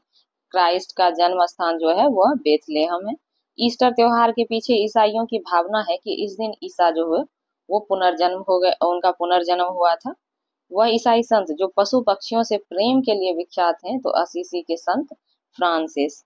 ईसाइयों का गुड फ्राइडे मनाया जाता है तो इस दिन क्या हुआ था कि ईसा मसीह को सूली पर चढ़ाया गया था। इस कारण से हम जो ईसाई हैं वो सारे लोग गुड फ्राइडे मनाते हैं इस दिन को। अब नेक्स्ट में जो है यहाँ से मुगल वंश स्टार्ट होता है और उसके पहले शासक जो बाबर थे उनसे रिलेटेड क्वेश्चन दिया हुआ है तो हम लोग देखते हैं। बाबर को भारत पर आक्रमण करने के लिए आमंत्रित करने वालों में से एक आलम खान थे तो वह थे इब्राहिम लोदी के संबंधी तथा वह दिल्ली के राज सिंहासन के दावेदार थे। मध्यकालीन भारत के मुगल शासक वस्तुतः थे तो यह थे चगताई तुर्क। बाबर को सरेपुल के युद्ध में पराजित किया था तो सैबानी खान ने। पानीपत का प्रथम युद्ध हुआ था बाबर और इब्राहिम लोदी के बीच। वह मुगल शासक जिसने भारत में ऑटोमन युद्ध पद्धति को अपनाया तो बाबर ने। पानीपत का प्रथम युद्ध, खानवा का युद्ध, प्लासी का युद्ध तथा पानीपत का तीसरा युद्ध में से वह युद्ध जिसमें एक पक्ष द्वारा प्रथम बार तोप का उपयोग किया गया था तो यह पानीपत का प्रथम युद्ध जो कि 1526 में हुआ था। तो इसमें सर्वप्रथम जो है तोप का यूज किया गया था और यही वजह था कि बाबर जीत का उसका सेहरा भी उसी के सर पे सजा। बाबर की इब्राहिम लोदी पर विजय का कारण क्या था तो तोपखाना। बाबर के प्रमुख युद्ध और वर्ष दिया हुआ है तो पानीपत का प्रथम युद्ध जो हुआ है 1526 में, खानवा का 1527 में, घाघरा का 1529 में और चंदेरी का 1528 में। इसको याद करने का सबसे जो शॉर्ट ट्रिक है वह हम लोग ऐसे याद किए थे कि बाबर ने सबसे पहले क्या किया कि पानी पिया फिर खाना खाया, यानी कि पानीपत का प्रथम युद्ध, फिर खाना खाया तो खानवा का युद्ध, फिर चांद देखा तो चंदेरी का युद्ध और फिर घर गया तो घर में ये हो जाएगा और घाघरा का युद्ध और फिर मर गया, यानी कि 1530 में इसकी मृत्यु भी हो गई थी। तो इस तरीके से कि बाबर ने सर्वप्रथम पानी पिया, खाना खाया, चांद देखा, घर गया और मर गया। तो इस तरीके से इसके जो चारों युद्ध हैं वो आपको सीक्वेंस में याद रहेगा। तो चलिए आगे देखते हैं। नेक्स्ट है कि बाबर के भारत में आने के फलस्वरूप इस क्षेत्र में तैमूरी यानी कि तिमुरिद राजवंश स्थापित हुआ। युद्ध में तोपों की शुरुआत भी बाबर के शासनकाल से शुरू हुआ। वह युद्ध जिसमें बाबर ने जिहाद की घोषणा की थी तो ये खानवा के युद्ध में। पानीपत के युद्ध में बाबर की जीत का मुख्य कारण था तो उसकी सैन्य कुशलता। मेवाड़ का राजा जिसे 1527 ईस्वी में खानवा के युद्ध में बाबर ने हराया था तो वह राणा सांगा थे। चलिए आगे देखते हैं। नेक्स्ट क्वेश्चन है कि बाबर ने सर्वप्रथम बादशाह की पदवी धारण की थी तो काबुल में। वह मुगल सम्राट जिसके जीवन से धैर्य व संकल्प की सफलता की शिक्षा मिलती है तो यह है जहीरुद्दीन मोहम्मद बाबर के जीवन से। बाबर के साम्राज्य में सम्मिलित थे तो काबुल, पंजाब एवं आधुनिक राजस्थान का क्षेत्र। बाबर ने अपने बाबरनामा में जिन हिंदू राज्य का उल्लेख किया है उसमें मेवाड़ और विजयनगर। तो जो कि बाबरी जो कि बाबर की आत्मकथा है वो लिखी गई थी वह तुर्की भाषा में लिखी गई। अयोध्या में स्थित बाबरी मस्जिद का निर्माण कराया था तो बाबर के सेनानायक मीर मियां बाकी ने। नेक्स्ट है हुमायूं और शेरशाह, तो इससे रिलेटेड क्वेश्चन है। कामरान, उस्मान, अस्करी तथा हिंदाल में से वह जो हुमायूं का भाई नहीं था तो उस्मान जो है वो नहीं है। हुमायूं द्वारा लड़े गए 4 प्रमुख युद्ध में तिथि के अनुसार जो सही क्रम दिखाना है वह है देवरा, चौसा, कन्नौज और सरहिंद। वे 2 शासक जिनके मध्य 17 मई 1540 में कन्नौज के पास युद्ध हुआ था तो शेरशाह और हुमायूं के बीच। फरीद जो बाद में शेरशाह सूरी बनाने शिक्षा प्राप्त की थी तो जौनपुर से। बलबन, अलाउद्दीन खिलजी, इब्राहिम लोदी तथा शेरशाह जैसे मध्ययुगीन शासकों में से वह जो उच्च शिक्षित था तो शेरशाह जो था इन सब में सबसे ज्यादा शिक्षित था। वह सुल्तान जिसने पहले हजरत आला की उपाधि अपनाई और बाद में सुल्तान की, तो वह शेरशाह सूरी था। शेरशाह सूरी द्वारा किए गए सुधार में सम्मिलित थे तो राजस्व सुधार, प्रशासनिक सुधार, सैनिक सुधार और मुद्रा प्रणाली में सुधार। दिल्ली सल्तनत के पराभव के उपरांत जिस शासक द्वारा स्वर्ण मुद्रा का सर्वप्रथम प्रचलन किया गया तो वह था हुमायूं। हुमायूं ने चुनार दुर्ग पर प्रथम बार आक्रमण किया था तो 1532 ईस्वी में। सामोगढ़ का युद्ध हुआ था 1658 ईस्वी में। अपने पति बादशाह हुमायूं के लिए मकबरे का निर्माण करवाया था तो हाजी बेगम ने। शुद्ध चांदी का रुपया शुरू किया था शेरशाह ने। शेरशाह के अंतर्गत तांबे के दाम और चांदी के रुपया की विनिमय दर जो थी वह थी 64:1 का। शेरशाह सूरी की मृत्यु हुई थी तो कालिंजर में। शेरशाह सूरी का अंतिम अभियान था तो कालिंजर राज्य के विरुद्ध। मात्र एक मुट्ठी बाजरे के चक्कर में मैंने अपना साम्राज्य खो दिया होता, यह कथन जो है यह कथन शेरशाह ने बोला था। शेरशाह को अपनी वीरता से प्रभावित करने वाले जैता और कुपा संबंधित थे, तो यह मारवाड़ से संबंधित थे।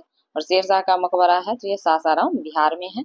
शेरशाह ने निर्माण करवाया था तो दिल्ली की किलाए कोहना मस्जिद जो है वह शेरशाह सूरी के द्वारा ही बनवाया गया था। तो चलिए अब नेक्स्ट क्वेश्चन की ओर चलते हैं।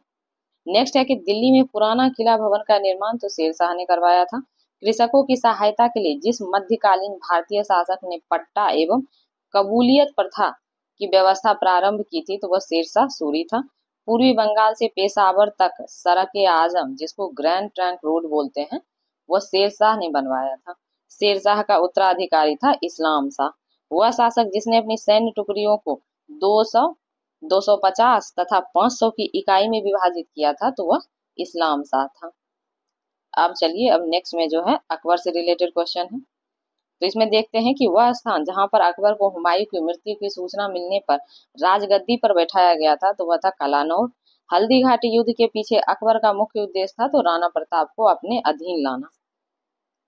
नेक्स्ट में है कि हल्दी घाटी का जो युद्ध हुआ था वह 1576 ईस्वी में हुआ था। हल्दी घाटी के युद्ध में महाराणा प्रताप की सेना के सेनापति थे तो हकीम खां।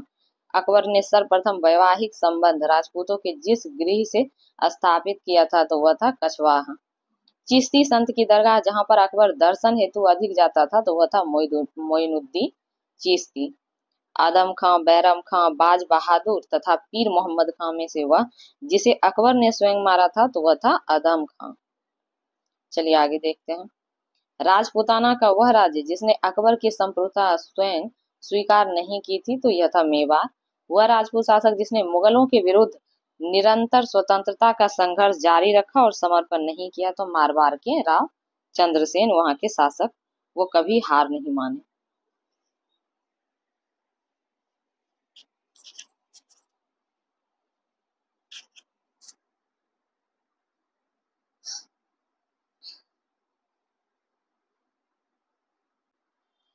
नेक्स्ट है कि अकबर के साथ युद्ध करने वाली जो रानी दुर्गावती थी तो वह मंडला अथवा गोंडवाना की थी। अबुल फजल की मृत्यु हुई थी तो शहजादा सलीम के कारण। नेक्स्ट है अकबर को राष्ट्रीय सम्राट सिद्ध करने में सहायक तथ्य है। एक तो प्रशासकीय एकता और कानून की एकरूपता, फिर है सांस्कृतिक एकता का प्रयत्न और उनकी धार्मिक नीतियां। अकबर की लोकप्रियता के कारण था तो यह था मनसबदारी प्रथा, धार्मिक नीति, भू राजस्व व्यवस्था और सामाजिक सुधार। वह मुस्लिम शासक जिसने तीर्थ यात्रा कर समाप्त कर दिया था तो वह था अकबर। चलिए आगे देखते हैं। बाबर, हुमायूं, अकबर तथा औरंगजेब में से वह बादशाह जिसको प्रबुद्ध निरंकुश कहा जा सकता है तो अकबर है वह। वह शासक जिसने आज्ञा दी थी कि आदमी को एक ही स्त्री से विवाह करना चाहिए और वह तभी दूसरा विवाह कर सकता है जब उसकी पहली पत्नी बंध्या हो, यानी कि उसका अपना कोई बच्चा ना हो, तो वह है अकबर। चलिए आगे देखते हैं। नेक्स्ट क्वेश्चन दिया हुआ है कि अकबर के बारे में सत्य कथन है। अकबर ने लड़के और लड़कियों के विवाह की आयु निर्धारित करने का प्रयास किया था। अकबर ने लड़कियों को अभिभावक के दबाव से अलग स्वयं की इच्छा से विवाह करने की भी स्वतंत्रता दी थी। अकबर का शासन जाना जाता है क्षेत्रों को जीतने के लिए, अपनी प्रशासनिक व्यवस्था के लिए और न्यायिक प्रशासन के लिए। अकबर के शासनकाल में पुनर्गठित केंद्रीय प्रशासन तंत्र के अंतर्गत सैनिक विभाग का प्रमुख था, तो यह था मीर बख्शी। अकबरकालीन सैन्य व्यवस्था आधारित थी तो मनसबदारी प्रथा पर। मध्यकालीन भारत में मनसबदारी व्यवस्था लागू की गई थी स्वच्छ प्रशासन सुनिश्चित करने हेतु। अकबर द्वारा दीवान का पूर्ण रूपेण दर्जा दिए जाने वाला प्रथम व्यक्ति था तो मुजफ्फर खां था। अकबर ने जिस मनसबदारी प्रणाली को लागू किया वह उधार ली गई थी, तो मंगोलिया में प्रचलित प्रणाली थी वहां से। अकबर के काल में हर 10 घुड़सवार सैनिक के लिए मनसबदारों को रख रखाव करना पड़ता था, तो 20 घोड़ों का जब्ती, दहसाला, नसक तथा कानकूट में से वह कर व्यवस्था जिसे बंदोबस्त व्यवस्था के नाम से भी जाना जाता था, तो वह था दहसाला पद्धति। अकबर काल में भू राजस्व व्यवस्था की एक प्रसिद्ध नीति आईने दहसाला पद्धति निर्मित की गई थी, तो टोडरमल के द्वारा। चलिए आगे देखते हैं। जब्ती प्रणाली उपज थी तो अकबर की। भू राजस्व प्रशासन के क्षेत्र में शेर शाह एवं अकबर के मध्य नैरत्न की कड़ी था, तो वह था टोडरमल। अकबर ने दीन इलाही प्रारंभ किया था तो 1582 ईस्वी में। वह इतिहासकार जिसने दीन इलाही को एक धर्म कहा, तो मोहसिन फानी ने। चलिए आगे देखते हैं। इबादत खाने का निर्माण करवाया था अकबर ने। फतेहपुर सीकरी का इबादत खाना था, तो वह भवन जिसमें विभिन्न धर्मों के विद्वान के साथ अकबर चर्चाएं करता था। फतेहपुर सीकरी में स्थित वह इमारत जिसे शान फतेहपुर कहा जाता था, वह है जामा मस्जिद। स्वर्ण महल, पंचमहल, जोधाबाई महल तथा अकबरी महल में से वह स्मारक जो फतेहपुर सीकरी में नहीं है, तो अकबरी महल जो है वह नहीं है। दिल्ली में स्थित एक ऐतिहासिक स्मारक जो भारतीय तथा फारसी वास्तुकला शैली का उदाहरण है, तो यह है हुमायूं का मकबरा। सुलह कुल का सिद्धांत जो है प्रतिपादित किया गया था अकबर द्वारा। अकबर द्वारा अपनाई गई सुलह कुल जिसका मतलब है सार्वभौमिक शांति तथा भाईचारा, इसकी अवधारणा आधारित थी तो राजनीतिक उदारता, धार्मिक सहनशीलता तथा उदारवादी सांस्कृतिक दृष्टिकोण पर। वह मुगल बादशाह जिसके विरुद्ध जौनपुर से फतवा जारी हुआ था, तो यह अकबर के विरुद्ध हुआ था। अकबर ने बुलंद दरवाजा बनवाया था तो फतेहपुर सीकरी में। चलिए अब हम लोग नेक्स्ट क्वेश्चन देख लेते हैं। नेक्स्ट है कि जहांगीर, शाहजहां, हुमायूं तथा अकबर में से वह मुगल सम्राट जिसने जिसने रक्षा संबंधी सुधार किए थे, तो यह था अकबर। नेक्स्ट है अकबर द्वारा बनाई गई श्रेष्ठतम इमारत पाई जाती है, यह बनाया जाता है फतेहपुर सीकरी में। अकबर के शासन में इलाहाबाद में 40 स्तंभ युक्त मंजिल के निर्माण में 5000 से 20,000 लोगों ने 40 साल तक काम किया था, तो यह कथन बोला गया है विलियम फिंच के द्वारा। अकबर द्वारा बनाई गई वह इमारत जिसका नक्शा बौद्ध विहार की तरह है, तो वह है पंचमहल का। जहांगीर महल स्थित है तो आगरा में। दिल्ली का लाल किला, आगरा का किला, इलाहाबाद का किला और लाहौर का किला में से वह किला जिसका निर्माण अकबर के काल में नहीं किया गया, तो वह दिल्ली का लाल किला। अब इसमें मिलान करना है, तो इसमें एक साइड बादशाह का नाम और दूसरा साइड उनका मकबरा कौन से जगह पे है उसका लिस्ट दिया हुआ है, तो चलिए देखते हैं। बाबर जो है जिसका शासनकाल 1526 से 1530 तक रहा, तो इसका मकबरा काबुल में है। अकबर का 1556 से 1605 शासनकाल के बीच इनका मकबरा सिकंदरा में।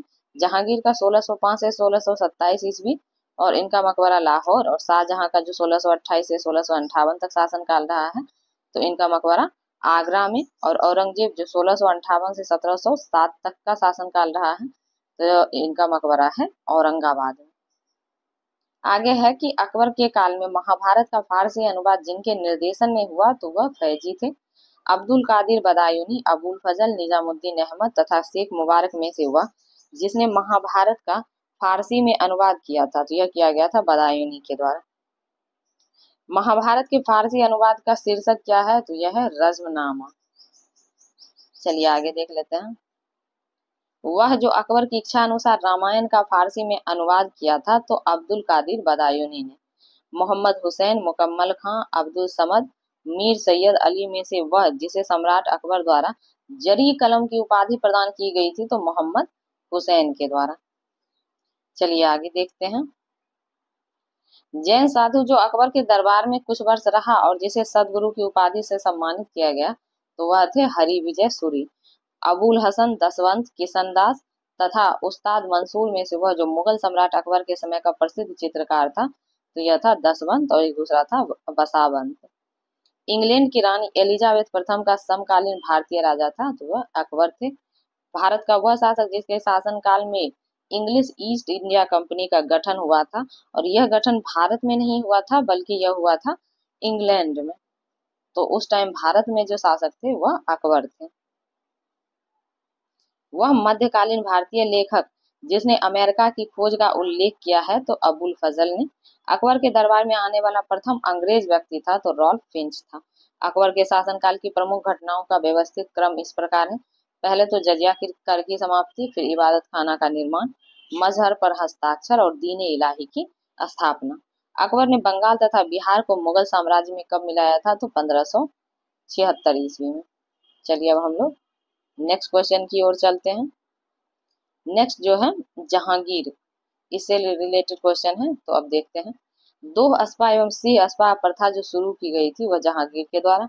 मुगल मनसबदारी प्रथा के संदर्भ में सत्य कथन है तो जात और सवार पद प्रदान किए जाते थे और मनसबदारों के 3 वर्ग थे। मुगल एवं मेवाड़ के राणा के जो मध्य चित्तौड़ की संधि हुई थी किसके शासनकाल में हस्ताक्षरित हुई? तो जहांगीर के। ईस्ट इंडिया कंपनी ने जहांगीर के दरबार में सर्वप्रथम भेजा था तो कैप्टन हॉकिंस को। जहांगीर के दरबार में ब्रिटिश शासक जेम्स प्रथम का राजदूत था तो सर टॉमस रो। जहांगीर ने खान की उपाधि से सम्मानित किया था तो कैप्टन हॉकिंस को। मुगल सम्राट जहांगीर ने इंग्लिश खां की उपाधि दी थी तो यह विलियम हॉकिंस को। कैप्टन हॉकिंस के संदर्भ में सही कथन है कि यह तुर्की भाषा का बहुत अच्छा ज्ञाता था और वह 1608 में भारत आया था। इंग्लैंड के जेम्स प्रथम के राजदूत सर टॉमस रो भारत आए थे तो 1615 ईस्वी में। इंग्लैंड का वह दूत जो जहांगीर के पीछे अजमेर से मांडू आया तो यह सर थॉमस रो थे। जहांगीर ने थॉमस रो को मिलने का अवसर दिया था तो अजमेर में। विदेशी यात्रियों के भारत आने का कालानुक्रम है तो सर्वप्रथम रॉल्फ फिंच, फिर विलियम हॉकिंस, फिर निकोलस डाउंटन और फिर सर टॉमस रो। वह डच पर्यटक जिसने जहांगीर के शासनकाल का मूल्यवान विवरण दिया है तो वह थे फ्रांसिस्को पेलसर्ड। वह मुगल शासक जिसका मकबरा भारत में नहीं है तो जहांगीर एवं बाबर तथा बहादुर शाह जफर। मुगल चित्रकला अपनी पराकाष्ठा पर पहुंची थी तो जहांगीर के राज्यकाल में। जहांगीर ने नादिर उल जमा की पदवी दी थी तो अबुल हसन को। वह चित्रकार जिसे नादिर उल अस्र की उपाधि प्रदान की गई थी तो मंसूर को। जहांगीर के दरबार में पक्षियों का सबसे बड़ा चित्रकार था तो मंसूर। मुगल बादशाह में से वह जिसने अपनी आत्मकथा यानी कि ऑटोबायोग्राफी फारसी में लिखी थी तो यह जहांगीर के द्वारा लिखा गया। 2 मुगल शासक थे जिन्होंने अपनी आत्मकथा स्वयं लिखी थी, एक बाबर और दूसरे जहांगीर। चलिए आगे देखते हैं। अबुल फजल के हत्यारे को पुरस्कृत किया था तो जहांगीर ने। जहांगीर के विरुद्ध विद्रोह किया था तो खुर्रम, महाबत खां एवं खुसरो ने, यानी तीनों ने। खुसरो जिस मुगल बादशाह का पुत्र था तो वह जहांगीर का था। नूर जहां गुट जिसको जुनता दल के नाम से भी जानते हैं तो उनके प्रमुख सदस्य थे। एक तो था एतमादुद्दौला या मिर्जा ग्यास बेग जो नूरजहां के पिता थे, फिर असमत बेग जो नूरजहां की मां थी, आसफ खान नूरजहां का भाई और शहजादा खुर्रम जो कि शाहजहां था। नेक्स्ट है एतमाउद्दौला का मकबरा आगरा में बनवाया गया था तो नूरजहां के द्वारा। और प्राचीन कार्य या पेट्रा ड्यूरा संबंधित है तो यह जो है दीवार में अर्ध कीमती पत्थर जरकर फूलों की नक्काशी जो बनाया जाता था उसको बोला जाता था, उस कलाकृति को बोलते थे पेट्रा ड्यू। नेक्स्ट है हमारा जहांगीर, शाहजहां, हुमायूं तथा अकबर में से वह मुगल सम्राट जिसने शिक्षा संबंधी सुधार किए थे तो वह था अकबर। अकबर द्वारा बनाई गई श्रेष्ठतम इमारतें पाई जाती है तो यह पाया जाता है फतेहपुर सीकरी में। चलिए, अच्छा सॉरी, ये ना दोबारा रिपीट हो गया, सॉरी सॉरी, तो जहांगीर तक हो गया था। इससे अब हम लोग आगे चलेंगे। ये नेक्स्ट में है कि इसमें मिलान करना है, एक तरफ निर्माता है और दूसरी तरफ स्मारक है। तो बाबर का जामा मस्जिद जो कि संभल में है, हुमायूं का दीन पनाह, अकबर का जहांगीरी महल, जहांगीर का अकबर के मकबरे को पूर्ण करवाना। फिर है गोविंद महल जो हिंदू वास्तुकला का अप्रतिम उदाहरण है, वह है दंतिया में। अब चलिए नेक्स्ट जो है वो शाहजहां है, और इससे रिलेटेड क्वेश्चन देखते हैं। ईरान के शाह और मुगल शासक के बीच झगड़े की जड़ थी, तो वह था कंधार। वह क्षेत्र जिसे निकल जाने से मुगल सम्राट को सामरिक महत्व के केंद्र के दृष्टिकोण से, यानी कि स्ट्रेटेजिक स्ट्रॉन्ग होल्ड का एक बहुत बड़ा धक्का निकला था, तो यह था कंधार। शाहजहां के बल्क अभियान का उद्देश्य था तो काबुल की सीमा से सटे बल्क और बदख्शां में से एक मित्र शासक को लाना। वह कवि जिसने बनारस एवं इलाहाबाद के तीर्थ यात्रा कर की समाप्ति के लिए मुगल बादशाह के सामने बनारस के पंडितों का नेतृत्व किया था, तो ये थे कविंद्राचार्य। मुगल शासक जिसने बनारस के संस्कृत और हिंदी के महान विद्वान कविंद्राचार्य सरस्वती को राजकीय संरक्षण प्रदान किया था, तो यह शाहजहां थे। वह जो शाहजहां के शासनकाल का राज कवि था, तो यह था कलीमी, जिसको अबू जलीह भी बोलते हैं। मुमताज महल का असली नाम था तो अंजुमन बानो बेगम। ताजमहल, लाल किला, पंचमहल तथा शेरशाह के मकबरे में से वह स्थापत्य जिसमें हिंदू तथा ईरानी वास्तुकला का सर्वप्रथम समन्वय देखने को मिलता है, तो यह है ताजमहल। वह मुगल बादशाह जिसने दिल्ली की जामा मस्जिद का निर्माण करवाया, तो वह शाहजहां थे। मुगल बादशाह जिसने साम्राज्य की राजधानी आगरा से दिल्ली स्थानांतरित की, तो शाहजहां ने।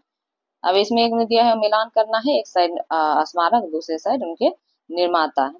अलई दरवाजा तो अलाउद्दीन खिलजी।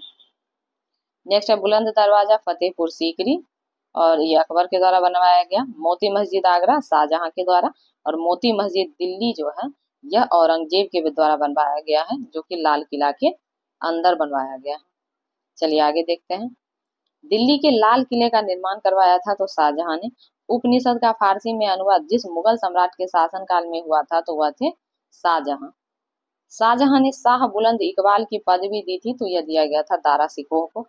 दारा सिकोह ने उपनिषदों का फारसी में अनुवाद कराया था, तो वह सिर अकबर के नाम से या उसके शीर्षक के नाम से। दारा सिकोह की मूल रचना है मज्म उल बहन, जिसको मज्म उल बहरीन बोलते हैं। चलिए आगे देखते हैं। नेक्स्ट है कि दारा सिकोह को जिस स्थान पर दफनाया गया, तो वह है दिल्ली। अमीर खुसरो दारा सिकोह अमीर हसन एवं शुजा में से हिंदू धर्म ग्रंथ का अध्ययन करने वाला प्रथम मुस्लिम था, तो वह था दारा सिकोह।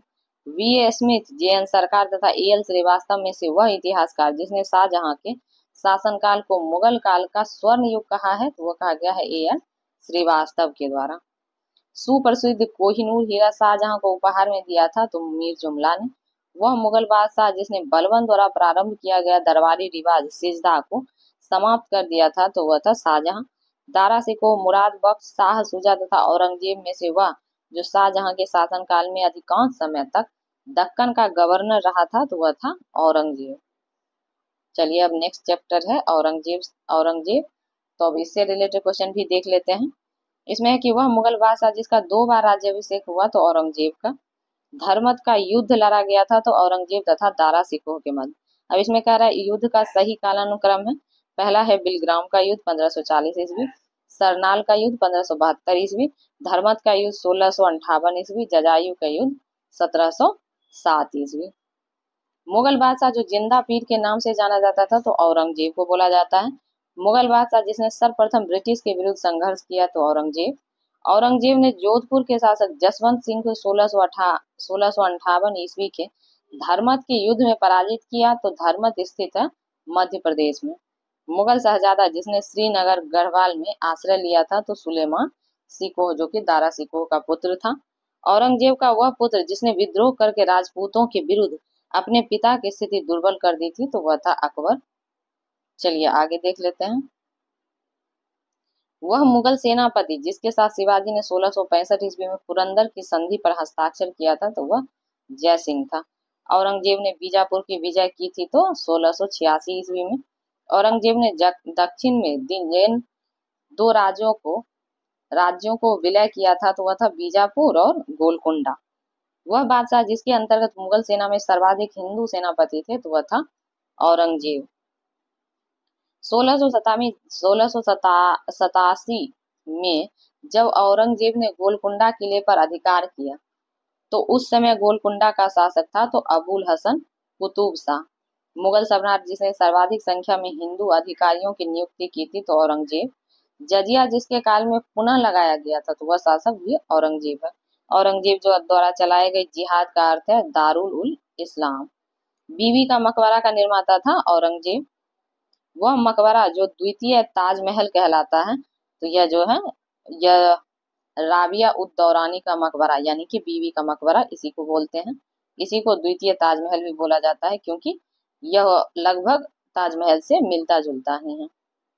नेक्स्ट है जहां आरा, रोशन आरा, गौहर आरा तथा मेहरुनिसा में से वह जो सम्राट औरंगजेब की पुत्री थी तो वह थी मेहरुनिसा और जहां आरा रोशन आरा उसकी बहनें थी। औरंगजेब ने साहिबात उल जमानी की उपाधि प्रदान की थी तो जहां आरा को। संत रामदास को संबंधित किया जाता है तो औरंगजेब के शासनकाल से। नेक्स्ट चैप्टर है हमारा मुगल कालीन प्रशासन। तो चलिए देखते हैं। मुगल प्रशासन के दौरान जिले को जाना जाता था सरकार के नाम से। मुगल काल में सेना का प्रधान था तो मीर बख्शी। मुगल शासन में मीर बख्शी का कर्तव्य था भू राजस्व अधिकारी का पर्यवेक्षण करना। और आगे जो है इसमें सही कथन दिया हुआ है तो चलिए देख लेते हैं।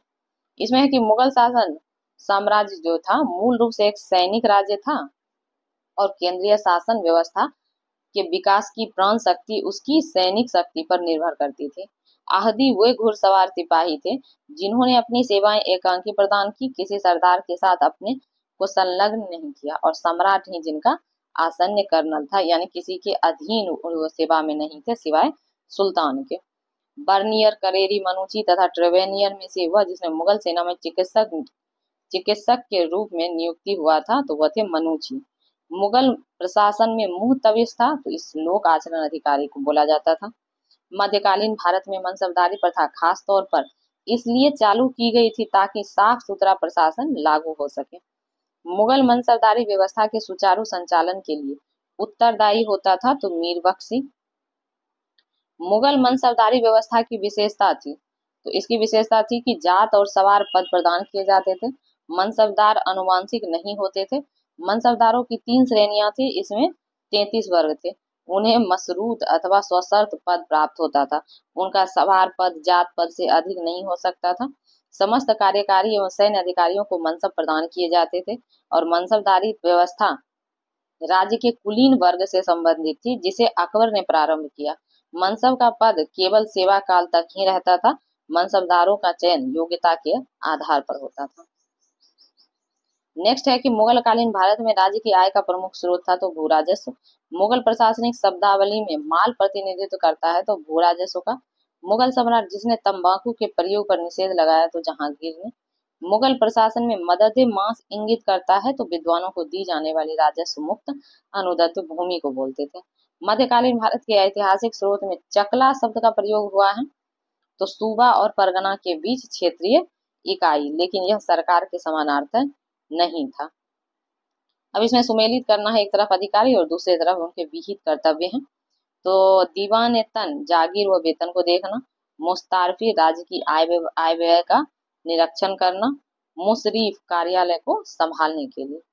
चलिए आगे देख लेते हैं। नेक्स्ट में भी बोला है, अच्छा सॉरी ये एक और है कि वाक्यान्वीस जो है ये प्रमुख घटनाओं व फरमानों को सूचीबद्ध करता था। नेक्स्ट में भी मिलान करना है, एक साइड बादशाह और दूसरी साइड दीवान है। अकबर जो है तो ये मुजफ्फर खान थे दीवान, जहांगीर के गियास बेग, एतमाद उद्दौला, जहांगीर के सादुल्ला खां और औरंगजेब के असद खां। चलिए आगे देखते हैं। अब इसमें क्या है कि सत्य कथन है, अकबर ने शेरशाह के तरह ही, एक सेकेंड, अकबर ने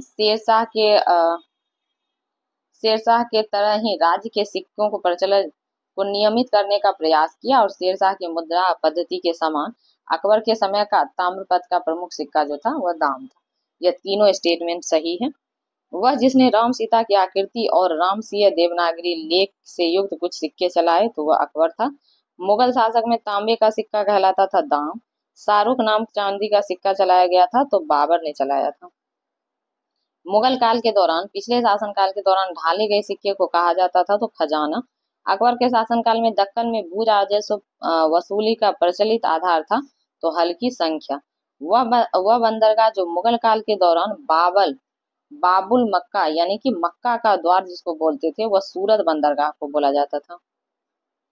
वह मुगल कालीन नहर जिसका निर्माण फिरोज शाह की रजबवाह को पुनर्जीवित करके किया गया? तो वह था सहाब नहर। मध्यकाल में बटाई शब्द का अर्थ था लगान निर्धारण करने का तरीका। चलिए अब नेक्स्ट इसमें मुगल कालीन संगीत एवं चित्रकला से रिलेटेड क्वेश्चन है, तो इसको भी देख लेते हैं। इसका जो पहला क्वेश्चन है वह है कि मुगल चित्रकला के विषय में सत्य कथन है। तो युद्ध दृश्य, पशु पक्षी और प्राकृतिक दृश्य तथा दरबारी चित्रण किया जाता था। चित्रकला की मुगल शैली का प्रारंभ हुआ था तो हुमायूं के शासनकाल में। वह मुगल शासक जिसने चित्रकारी के लिए कारखाने बनवाए थे, तो हुमायूं ने। दास्ताने आमिर हमजा का चित्रांकन किया था अब्दुल सम्मद द्वारा। प्रसिद्ध जहांगीरी चित्रकार थे अबुल हसन, उस्ताद मंसूर, फारूक बेग, बिशनदास, अकारिजा, मोहम्मद नादिर, मोहम्मद गुराद, मनोहर, माधव तथा गोवर्धन। मुगल चित्रकला ने उन्नति की तो जहांगीर के शासनकाल में। पहाड़ी school, Rajput school, Mughal school और कांगड़ा स्कूल विभिन्न शैलियों को प्रदर्शित करते हैं तो चित्रकला को। यूरोपीय चित्रकारी का प्रवेश हुआ था तो अकबर के दरबार में। किशनगढ़ शैली जिस कला के लिए प्रसिद्ध है वह है चित्रकला के लिए। नेक्स्ट है कि वह मुगल सम्राट जिसने सचित्र पांडुलिपियों से ध्यान हटाकर चित्राधार एल्बम और व्यक्तिक रूप चित्रों पर अधिक जोर दिया था, तो वह थे जहांगीर। वह एक संगीत वाद्य जिसे बजाने में औरंगजेब की दक्षता थी, तो वह था बीना। प्रातः काल में गाया जाने वाला राग है वह है तोड़ी। तानसेन, बैजू बावरा तथा गोपाल नायक जैसे संगीतज्ञों ने स्वामी हरिदास से प्रशिक्षण प्राप्त किया था, तो स्वामी हरिदास के अनुयायियों ने स्थापित किए हैं 5 संगीत अर्चना केंद्र। अकबर के शासनकाल में ध्रुपद गायकों में सम्मिलित थे तानसेन और हरिदास। चलिए अब हम लोग नेक्स्ट क्वेश्चन की ओर चलते हैं। नेक्स्ट है कि प्रसिद्ध तानसेन का मकबरा स्थित है तो ग्वालियर में। तानसेन का मूल नाम था तो रामतनु पांडे।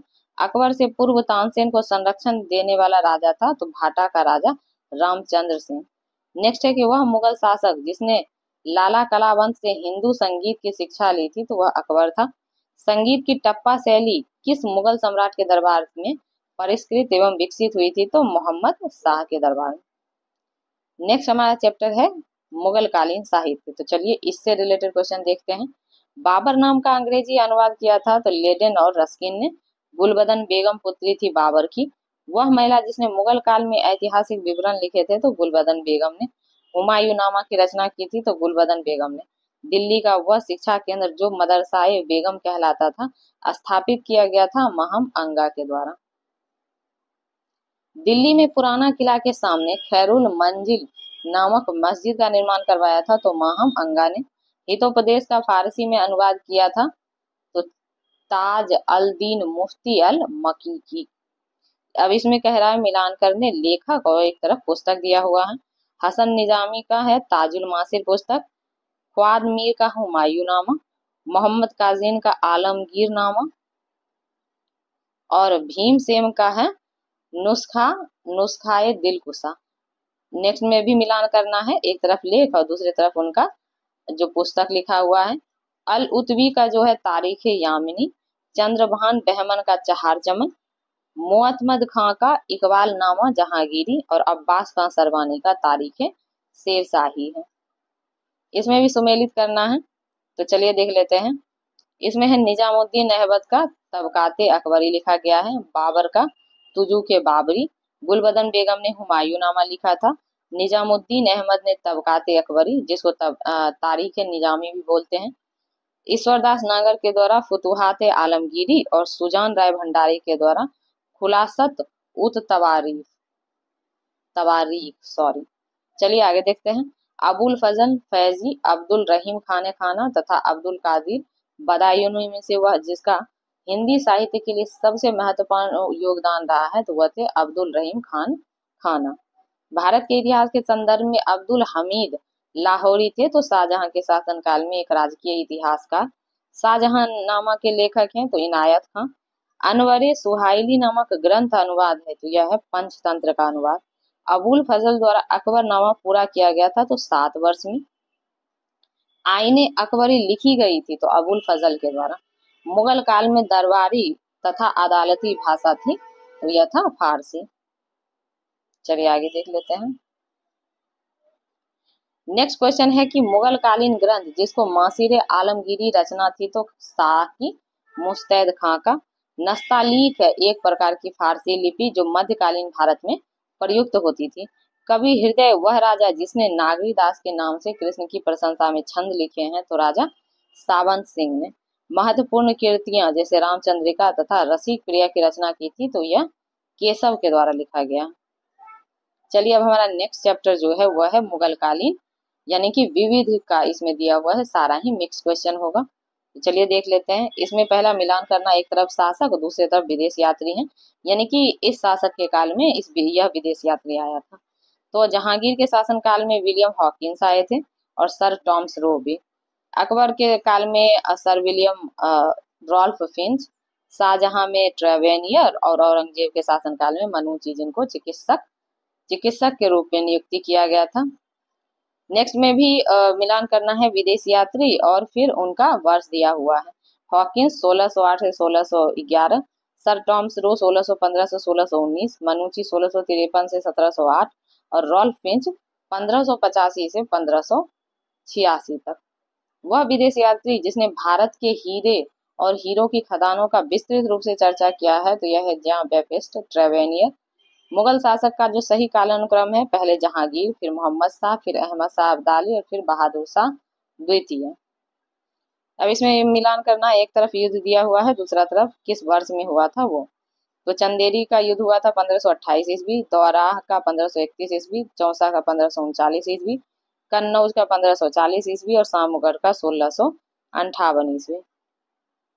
फिर है तराइन का दूसरा युद्ध हुआ था 1192 ईस्वी में, औरंगजेब की मृत्यु 1707 ईस्वी में और पानीपत का तृतीय विश्व युद्ध 1761 ईस्वी में। बिलग्राम का युद्ध हुआ था 1540 ईस्वी में, सरनाल का युद्ध 1572 ईस्वी में, धर्मत का युद्ध 1558 ईस्वी में, जजायु का युद्ध 1707 ईस्वी में और असीरगढ़ का युद्ध 1601 ईस्वी में हुआ था। 4 बाहरी आक्रमणों का व्यवस्थित क्रम है। तो पहले चंगेज खां, फिर तैमूर, फिर नादिर शाह और फिर है अहमद शाह अब्दाली। दारा सिकोह को दफनाया गया है तो दिल्ली में। नादिर शाह द्वारा दिल्ली में कत्लेआम हुआ था तो 1739 ईस्वी में। हेमचंद्र विक्रमादित्य भारतीय इतिहास में जाने जाते हैं तो हेमू के नाम से। भारतीय गौरव का अंतिम सूर्य प्रयुक्त हुआ है पृथ्वीराज के लिए। चलिए आगे देखते हैं। इसमें भी मिलान करना है मध्यकालीन मुगल शब्दावली और उसका अर्थ क्या है उसको। तो चलिए हम लोग मिलान कर लेते हैं। दाम जो है यह ताम्र की मुद्रा थी यानी तांबा की। देसाई जो था राजस्व अधिकारी। दीवान जो था प्रांतीय राजस्व का प्रमुख। जरीब जो था भूमि माप प्रणाली था। नेक्स्ट में मिलान करना है युद्ध दिया हुआ एक साइड और दूसरे साइड उसका संबंध कौन से शासक से है वो। चलिए मिलान करते हैं। हल्दी घाटी का युद्ध जो कि 1576 ईस्वी में हुआ था, अकबर और राणा प्रताप के बीच हुआ था। बिलग्राम का युद्ध हुमायूं और शेर शाह के विरुद्ध। खुसरो का विद्रोह ये जहांगीर के शासनकाल में। खानवा का युद्ध बाबर और राणा सांगा के मध्य। चौसा का युद्ध जो है हुमायूं और शेर शाह सूरी के बीच। बल्ख का युद्ध जो हुआ है यह शाहजहां के शासनकाल में हुआ था। चलिए आगे देखते हैं। नेक्स्ट में भी मिलान करना है। इसमें वर्ष दिया हुआ है और घटना दी हुई है। तो चलिए मिलान करके देख लेते हैं। 1556 ईस्वी में अकबर का राज्यरोहण। 1600 में ईस्ट इंडिया कंपनी को अधिकार पत्र प्रदान किया गया। 1680 में शिवाजी की मृत्यु और 1739 ईस्वी में नादिर शाह का दिल्ली पर कब्जा हो गया था। अता अली खान नाम था तो तानसेन का। बाबुल मक्का यानी मक्का का द्वार बोला जाता था तो सूरत बंदरगाह को। मुगलों ने नवरोज का त्योहार लिया था तो यह लिया गया था पारसी से। अब इसमें कह रहा है कि सुमेलित करना है जिसमें एक साइड शब्द दिया हुआ है और उससे संबंधित वंश है दूसरी साइड। तो चलिए देखते हैं। इक्ता जो था दिल्ली के सुल्तान के शासनकाल में। जागीर मुगल के टाइम पे। अमरम जो है विजयनगर साम्राज्य से रिलेटेड है और मोकासा जो है मराठों से रिलेटेड। सही कालानुक्रम है रानी पद्मिनी, फिर दुर्गावती, फिर ताराबाई और फिर है अहिल्याबाई। भारत के सांस्कृतिक इतिहास के संदर्भ में सत्य कथन है तो बुलंद दरवाजा के निर्माण में लाल बलुआ पत्थर का प्रयोग किया गया है, जिसे सफेद संगमरमर से सजाया गया है। सलीम चिश्ती के मकबरे में सफेद संगमरमर का प्रयोग हुआ है। लखनऊ स्थित बड़ा इमाम बाड़ा तथा रूमी दरवाजा के निर्माण में क्रमशः ईंट, चूने तथा चूना पत्थर और प्लास्टर ढलाई के साथ लखोरी ईंटों का भी प्रयोग किया गया है। अब इसमें है कि स्मारक का सही कालानुक्रम है तो अटाला मस्जिद जौनपुर, फिर है शेरशाह सूरी का मकबरा जो सासाराम बिहार में है, हुमायूं का मकबरा जो कि दिल्ली में है, फिर है राबिया दौरानी का मकबरा जो औरंगाबाद में है। मुगल काल में जिस मदरसे ने मुस्लिम न्यायशास्त्र की पढ़ाई में विशेषता हासिल की तो वह था लखनऊ में। मुगल काल में मौलिम था व्यापारी जहाजों पर बैठने वाला एक कर्मचारी। मध्यकालीन या मध्ययुगीन भारत के संदर्भ में सैर शब्द का अर्थ है तो यह एक स्थान जिसका उद्देश्य भारतीय और विदेशी यात्रियों, तीर्थयात्रियों, व्यापारी आदि को अस्थायी आवास प्रदान करना था। भारतीय इतिहास के मध्यकाल में बंजारे सामान्यतः थे व्यापारी। चलिए आगे देखते हैं। आगे है सिख संप्रदाय, तो इससे रिलेटेड क्वेश्चन है, देख लेते हैं। गुरु नानक ने अपना उत्तराधिकारी नियुक्त किया था तो गुरु अंगद, जिनको गुरु लहना भी बोलते हैं, उनको। गुरुमुखी लिपि का जो वर्णमाला का सृजन किया गया था तो गुरु अंगद के द्वारा। पंजाब में अमृतसर नगर स्थापित किया गया था गुरु रामदास के द्वारा। वह सिख गुरु जिसे अकबर ने 500 बीघा जमीन दी थी तो वह रामदास थे। वह सिख गुरु जिसने विद्रोही राजकुमार खुसरो की सहायता धन एवं आशीर्वाद से की थी तो वह थे गुरु अर्जुन देव। आदि ग्रंथ अथवा गुरु ग्रंथ साहब का संकलन किया था गुरु अर्जुन देव ने। वह सिख गुरु जिनको तात्कालिक शासकों द्वारा मृत्यु दंड दिया गया था तो गुरु अर्जुन देव एवं गुरु तेंग बहादुर। वह सिख गुरु जिसकी मृत्यु के लिए औरंगजेब जिम्मेदार है तो वह गुरु तेंग बहादुर है, जिनको इस्लाम न कबूल करने पर मार दिया गया था। नेक्स्ट है हेमकुंड, ताराकुंड तथा ब्रह्मकुंड में से वह स्थान जिस पर एक प्रसिद्ध सिख गुरु द्वारा अवस्थित है तो वह है हेमकुंड। जिस सिख गुरु का जन्म पटना में हुआ था तो वह है गोविंद सिंह। वह जिनकी समाधि के कारण नादेर गुरुद्वारा सिखों द्वारा पवित्र माना जाता है तो वह है गुरु गोविंद सिंह का। गुरु गोविंद सिंह की महानता निहित है इसमें कि उन्होंने सिखों की सैनिक व्यवस्था का गठन किया था। वह सिख गुरु जिसने 1699 ईस्वी में खालसा पंथ की स्थापना की थी तो वह गुरु गोविंद सिंह थे। सिख के अंतिम गुरु थे तो गुरु गोविंद सिंह। बंदा बहादुर का मूल नाम था तो लक्षण देव या लक्ष्मण देव। सिख साम्राज्य का अंतिम शासक था तो यह था दलीप सिंह। चलिए आगे देखते हैं। अब इसमें मराठा राज्य और संघ से रिलेटेड क्वेश्चन है तो इसको देखते हैं। मराठों के उत्कर्ष का कारण है तो धार्मिक चेतना, भौगोलिक सुरक्षा, राजनीतिक जागृति और उच्च नेतृत्व शक्ति। शिवाजी ने मुगल को हराया था तो सलहार के युद्ध में जो कि 1672 ईस्वी में हुआ था। फिर शिवाजी का जन्म हुआ था तो 1627 या 1630 ईस्वी में। वह सेना नायक जिसे बीजापुर के सुल्तान ने 1659 ईस्वी में शिवाजी को दबाने के लिए भेजा था तो वह है अफजल खां। शिवाजी मुगलों की कैद से भागने के समय जिस नगर में कैद थे तो वह था आगरा। शिवाजी की राजधानी थी रायगढ़ में। शिवाजी का छत्रपति के रूप में औपचारिक राज्याभिषेक जो हुआ था वो उनकी राजधानी रायगढ़ में हुआ था और शिवाजी के गुरु का नाम था रामदास। चलिए इससे आगे का क्वेश्चन देखते हैं। शिवाजी से संबंधित घटनाओं का सही कालानुक्रम है तो चाकन के किले पर विजय, मुगलों से मतभेद का प्रारंभ, अफजल खां का प्रकरण और फिर है सूरत पर आक्रमण तथा लूटना। अष्टप्रधान का गठन किया गया था तो शिवाजी ने, और अष्ट दिग्गज जो है यह कृष्णदेव राय के आठ जो है लेखकों का या विद्वानों का एक समूह था उसको बोला जाता था। शिवाजी के अष्टप्रधान में जो सम्मिलित अधिकारी थे तो वह पेशवा, आमात्या, मजूमदार, फिर वकियानवीस, सुरनवीस या सचिव, फिर सुमंत या दबीर, सेनापति या सर नौबत, पंडित राव और न्यायाधीश। अष्टप्रधान नाम की मंत्री परिषद थी तो मराठा प्रशासन में। शिवाजी के समय जो सरनो बाद पद का संबंध था तो यह सैन्य प्रशासन थे उनसे था। शिवाजी के अष्टप्रधान का जो सदस्य विदेशी मामलों की देखरेख करता था तो वह था सुमंत। छत्रपति शिवाजी के राज्य में प्रचलित रजत मुद्रा थी तो रुपया, लारी एवं टका। संभाजी के बाद मराठा शासन को सरल और कारगर बनाया था तो बालाजी विश्वनाथ ने। पेशवाओं के शासन का सही क्रम है बालाजी विश्वनाथ, बाजीराव, बालाजी बाजीराव और माधवराव। अब इसमें कह रहा है कि निम्नलिखित पेशवाओं के शासन काल को कालानुक्रम व्यवस्थित कीजिए। तो इसमें जो है इसमें सबसे पहला है बालाजी विश्वनाथ, फिर आएगा यहाँ पे बाजीराव प्रथम, फिर है माधवराव प्रथम और लास्ट में है नारायण राव। इस तरीके से 1, 2, 4 और 3 का सीक्वेंस यहाँ सही होगा। सही कालानुक्रम है पहले संभाजी, फिर राजा राम, फिर शिवाजी द्वितीय और फिर है छत्रपति साहू जी।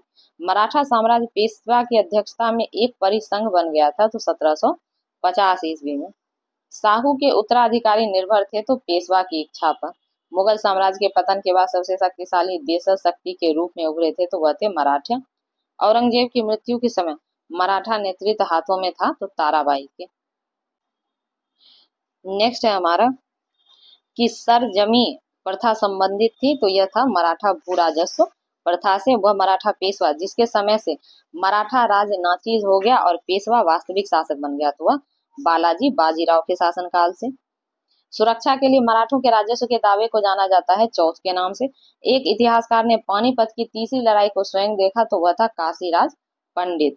अहमद शाह अब्दाली के भारत पर आक्रमण और पानीपत की तीसरी लड़ाई लड़ने का जो तात्कालिक कारण था वह था कि वह मराठों द्वारा लाहौर से अपने वायसराय तैमूर शाह के निष्कासन का बदला लेना चाहता था। पानीपत के तीसरे युद्ध में मराठों को हराया था तो अफगान ने। पानीपत का तीसरा युद्ध लड़ा गया था 14 जनवरी 1761 ईस्वी को मराठा तथा अहमद शाह अब्दाली के बीच। वह रूहेला सरदार जो अहमद शाह अब्दाली का विश्वास पात्र था तो नजीम खां। मोडी लिपि का प्रयोग किया जाता था तो मराठा के विलोकों में। चलिए आगे देखते हैं। अब इसमें दिया हुआ है कि मुगल साम्राज्य का विघटन, तो इससे रिलेटेड क्वेश्चन है, चलिए देख लेते हैं। मुगल काल में राजा बनाने वाले थे तो हुसैन अली और अब्दुल्ला। औरंगजेब की 1707 ईस्वी में मृत्यु होने के बाद सत्ता संभाली थी तो बहादुर शाह प्रथम ने। मुगल सम्राट जहांदार शाह के शासनकाल के समय से पूर्व अंत का कारण था कि एक युद्ध में वह अपने भतीजे द्वारा पराजित हुए। वह मुगल सम्राट जिसने अंग्रेजों को बंगाल में शुल्क मुक्त व्यापार की सुविधा प्रदान की थी तो फर्रुखसियर ने। मयूर सिंहासन पर बैठने वाला अंतिम मुगल सम्राट था तो मोहम्मद शाह। नादिर शाह के आक्रमण के समय मुगल बादशाह था तो मोहम्मद शाह था जो तख्ते ताउस जो है लेके चला गया था। चलिए नेक्स्ट देख लेते हैं। नादिर शाह ने भारत पर आक्रमण किया था तो 1739 ईस्वी में। वह शासक जिसके शासन में हिजरे तथा महिलाओं के एक वर्ग का प्रभुत्व था तो वह था मोहम्मद शाह जिसका टाइम पीरियड 1719 से 1748 रहा और इसको रंगीला बादशाह के नाम से भी जाना जाता है। वह मुगल बादशाह जो रंगीला के नाम से जाना जाता है तो वह मोहम्मद शाह है। अब इसमें कह रहा है नेक्स्ट क्वेश्चन की मुगल शासक का क्रम है तो पहला है बहादुर शाह प्रथम 1707 से 1712, जहांदार शाह 1712 से 1713, फर्रुखसियर 1713 से 1719, मोहम्मद शाह 1719 से 1748, अहमद शाह 1748 से 1754 ईस्वी और आलमगीर द्वितीय 1754 से 1759 ईस्वी। वह मुगल बादशाह जिसको वजीर गाजीउद्दीन ने दिल्ली में दाखिला नहीं होने दिया था तो शाह आलम द्वितीय को। अंतिम मुगल सम्राट बहादुर शाह था और उसके पिता का नाम था तो अकबर शाह द्वितीय। बहादुर शाह जफर के बारे में सत्य कथन है कि वह बिना साम्राज्य का सम्राट था। इब्राहिम जौक तथा असदुल्लाह खां गालिब उसके कविता के शिक्षक थे। हसन अस्करी उसके आध्यात्मिक निर्देशक थे। वह ईस्ट इंडिया कंपनी की ओर से प्रतिमाह 1 लाख रुपए पेंशन के रूप में प्राप्त करता था। अवध का प्रथम नवाब था तो सदाकत खां। बुरहान उल मुल्क सदाकत खान के संदर्भ में सही कथन है कि अवध के स्वतंत्र राज्य का संस्थापक था। संस्थापक जो था सादत खां था। उसने सैयद बंधुओं के विरुद्ध जो है षड्यंत्र में भाग लिया था। हैदराबाद के स्वतंत्र राज्य का संस्थापक था चिनकिलीज खां। सही कथन है विजयनगर साम्राज्य से मैसूर राज्य का उदय हुआ था। दिल्ली में स्थित खगोलीय वेधशाला जिसे जंतर मंतर कहते हैं वह बनवाया गया था तो जयसिंह द्वितीय के द्वारा। महाराज जयसिंह द्वितीय ने वेधशालाएं बनवाई थी तो यह 5 जगह बना था, दिल्ली, जयपुर, उज्जैन, वाराणसी तथा मथुरा में। अब इसमें है कि 1773 ईस्वी में जीज मोहम्मद शाही पुस्तक जो नक्षत्रों संबंधी ज्ञान से संबंधित है उसके लेखक हैं तो यह है जयपुर के सवाई जयसिंह। तो इस तरीके से जो है हम लोग जीएस पॉइंटर का जो मिडेवल इंडिया का कंप्लीट क्वेश्चन जो दिया हुआ है घटना चक्र का जितना भी क्वेश्चन है वो सारा कंप्लीट हो चुका है। और अगर आपको कोई और भी या चाहे करंट अफेयर्स हो या किसी भी सब्जेक्ट से रिलेटेड अगर आपको कोई टेस्ट सीरीज चाहिए या फिर उसे सब्जेक्टिव कोई क्वेश्चन चाहिए तो आप मुझे कमेंट सेक्शन में करके आप मुझे बोल सकते हैं। और अगर आपका इसका पीडीएफ चाहिए होगा तो मैं डिस्क्रिप्शन बॉक्स में अपने टेलीग्राम चैनल का मैं वहाँ लिंक शेयर कर दूंगी। आप लोग उसके थ्रू मेरे टेलीग्राम चैनल से जुड़ के वहाँ से इसका PDF प्राप्त कर सकते हैं। चलिए, तो हमारे चैनल से आप लोग बने रहें और अपना प्यार ऐसे ही देते रहें। Thank you so much.